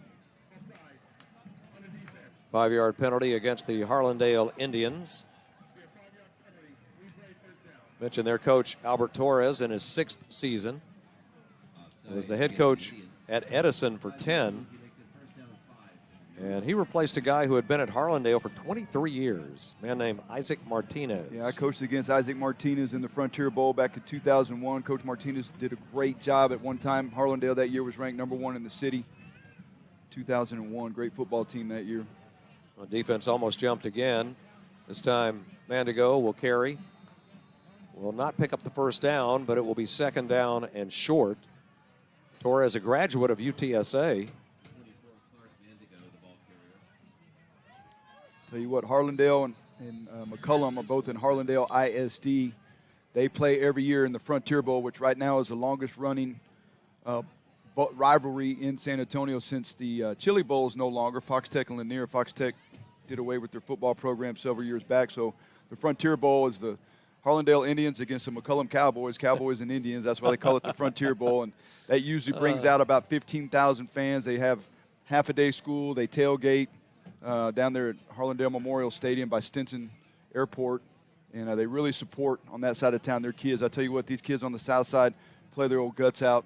And again, I was a part of the McCullum coaching staff. I was an offensive coordinator in 2001, and I got to witness that firsthand and enjoyed every minute I was down there with those kiddos and the way they play the game and the culture down there and the families down there. I gained a little bit of weight when I was at McCullum because I got fed well by home cooking and homemade tacos and barbacoa and whatnot, and the parents took care of us down there. And it was, I definitely put on a few pounds being down there on that side of town. But, yeah, beautiful side of town down there, a lot of pride. Harlandale's the older school. They opened first, and then McCullum was the sister school that opened in 1970, I believe, or 71 after that. So there's only 2 schools in the Harlandale ISD. And Superintendent Jerry Soto at one time was a coach with me at Judson High School, basketball coach, is now the superintendent down there. They do a great job at Harlandale doing it the right way. And they're doing some renovations right now on Harlandale Memorial Stadium. And again, Harlandale's having a heck of a year this year, coming in here 5-0 in district.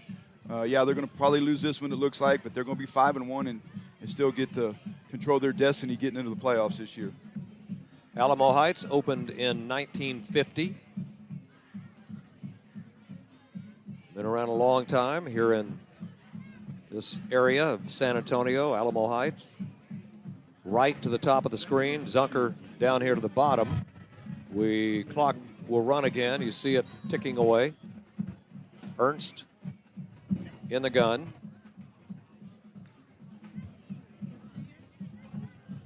Sets up, has time, throws it down for Zunker. He had it in his hands. He couldn't hang on. And that was number 42, Cantu, breaking it up. Yeah, Renee Cantu was right there, stride for stride, and trying to throw it deep right here, up 41. That's kind of iffy if you're a coach, but I guess no ill will. You got the game in hand, just kind of run it out would be the thing to do, but Coach Ritterman knows that. And after a completion, by the way, the clock is running. Yeah, that's the right thing to do. But same time, third down is short here.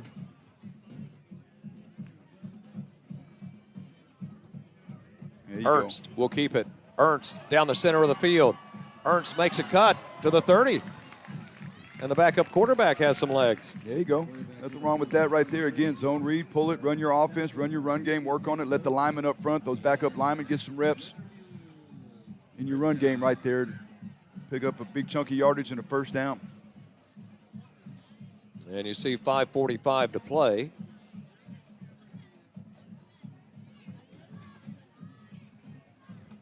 This time, two wide receivers to the left. Tight end is Anderson Bogus, number 86, down here on the right side of the formation.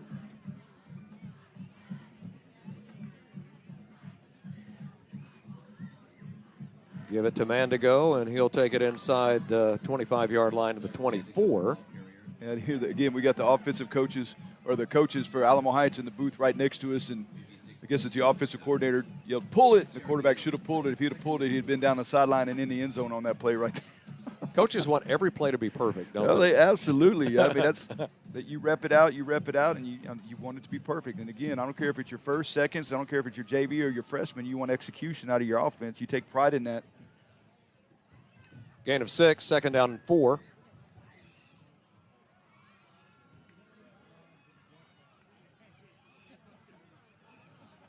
And they give it to Ernst. He'll keep it to the corner. And Ernst will be down to the 11-yard line. He's got a first down. There you go. Listen to Coach. Pull it. And that time they ran the same play. I guarantee you the call down there was like, hey, run it again and tell him to pull it. Pull it. We're going to get this right. Yeah, I love it, man. I love it. Heck, yeah, that's what you do. Run your offense and get the pups going, you know. And you see the pink, the socks for the Mules. This is Breast Cancer Awareness Month, and they're wearing the pink. First down and 10. Ball's at the 11. They could actually get a first down at the 1 as we're approaching the 4-minute mark here at Alamo Heights. Ernst to Clark Mandigo. Dives to the 2-yard line. He almost found the end zone. Yeah, lost his footing there. He'd been in the end zone there, but not quite enough for a first down. They can still get a first down if they get down around inside the 2-yard line here, but I don't think that was enough for a first down. Gain of 9, second down and 1.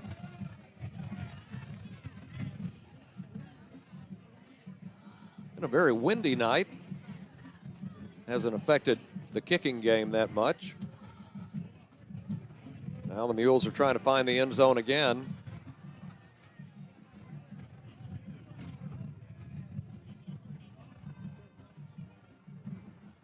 Ernst.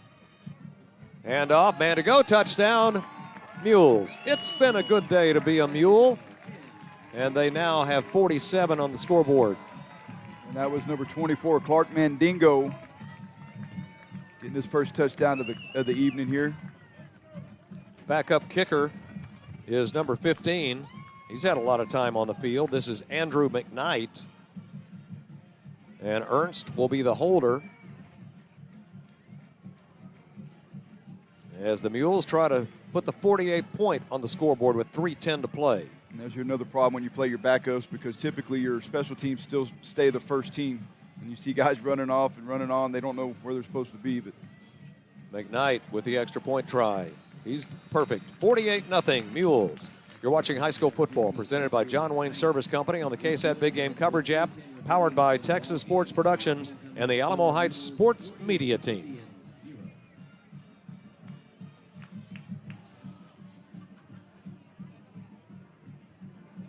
Mules back in action next Saturday, 2 p.m. versus Addison in a district matchup at Alamo Stadium. That's next Saturday, October 22nd, 2 p.m. Mules against the Addison Golden Alamo Stadium. Let's turn that road game into a home game. Turn out next Saturday to support your Mules.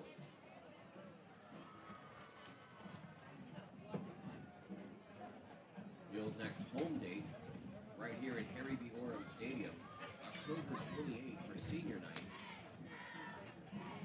The Mules host Lanier.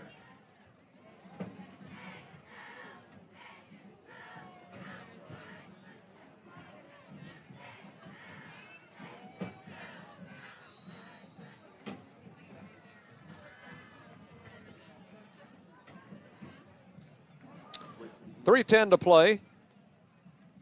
And the Alamo Heights Mules will continue their winning streak. This will be 6 wins in a row after a loss on the opening night at Seguin. Remain perfect in district play. And they will call for a fair catch at the 10. That's Palomino to take it out to the 25-yard line. And, of course, they just made the announcement that they'll play Edison next Saturday, 2:30 in the afternoon at the Alamo Stadium, urging the fans to make that a home game. You don't have to drive far. It's just down 281. You go down Broadway to take a ride on Hildebrand, go across 281. You're right there across from Trinity University. Yeah. That's a beautiful area, by the way. Yeah, it is. You got a great view of downtown from up there. Yep, you got a great view from the press box area. You've got Trinity University, which is a gorgeous campus. The zoo is there, the Japanese gardens. Just a fabulous area of San Antonio. Handoff straight ahead. This will be Galindo. One thing I've enjoyed coming back to Texas and doing these games is I'm rediscovering San Antonio. My sister lived here for a long time, so I kind of knew my way around, but now I'm learning all of the shortcuts. How to avoid traffic. Yes, that's always, and since you've been gone, the population's more than doubled. Yes, I know. Yeah. So every time I come down here, I go, okay, if I can avoid this snarl at 1604 or this snarl at 410, if I go left here and curve around, I can miss the whole thing. Absolutely. Second down and 10. Saucedo chased out of the pocket. And he throws it away.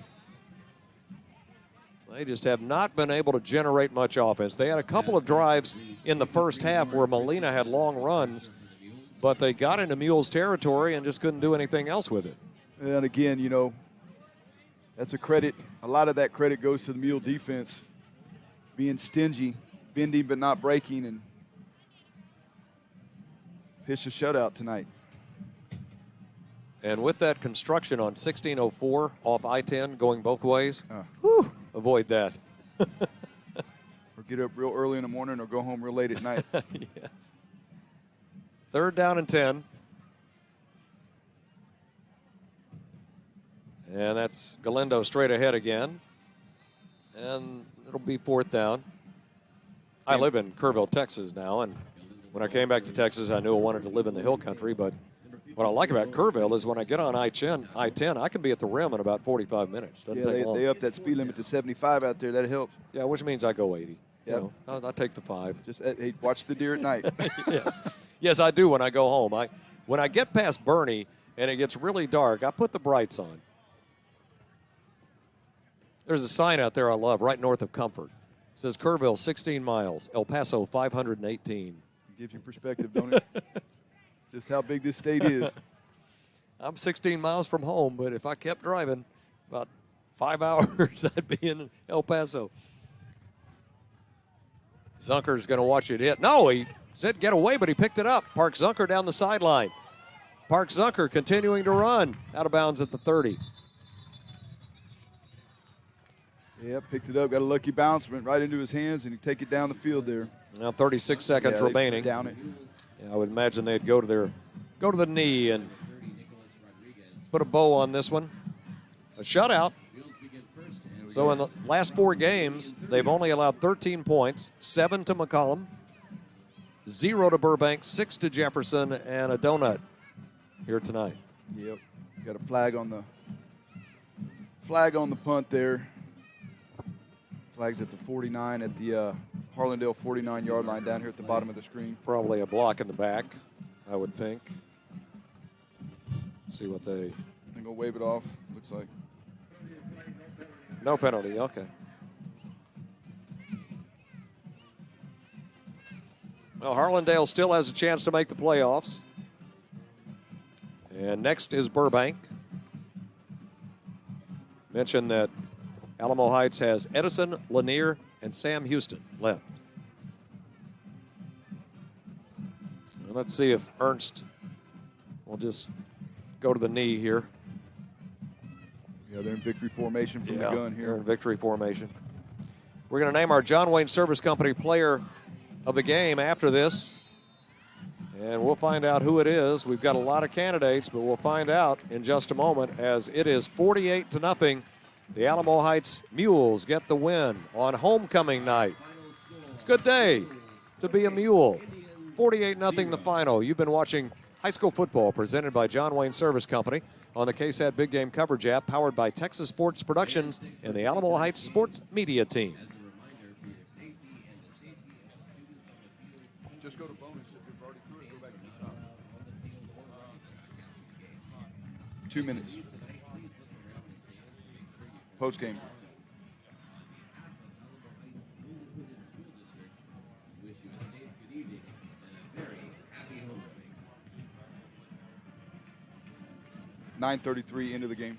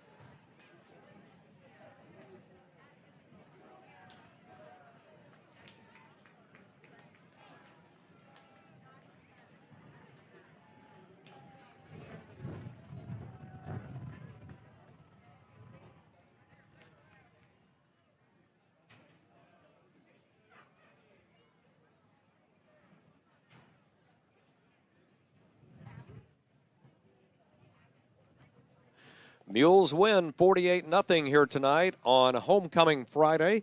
And that right there, ladies and gentlemen, is our John Wayne Service Company player of the game, Conley McKenna, senior quarterback. He threw for 3 touchdowns. He ran for 2. That's a good night. Yeah, and again, he's the balance. We talked about them being balanced as a key to victory tonight. They definitely were that. They ran the ball. He ran the ball.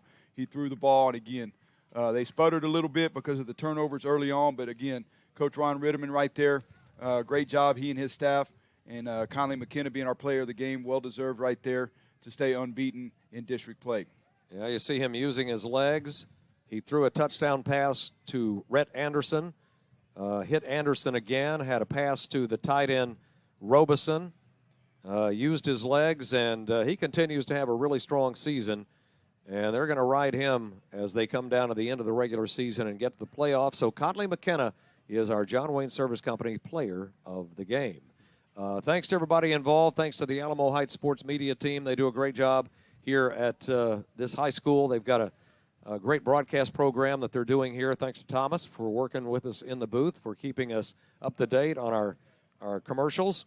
And we thank all of you for listening. Andy, enjoyed working with you again. As always, it's a pleasure. And it's 48-0. The Mules get the win. They're on to play Edison next week. And we'll catch you next time. I'm going back to the Hill Country. I'm Ted Davis. See you next time on Texas Sports Productions.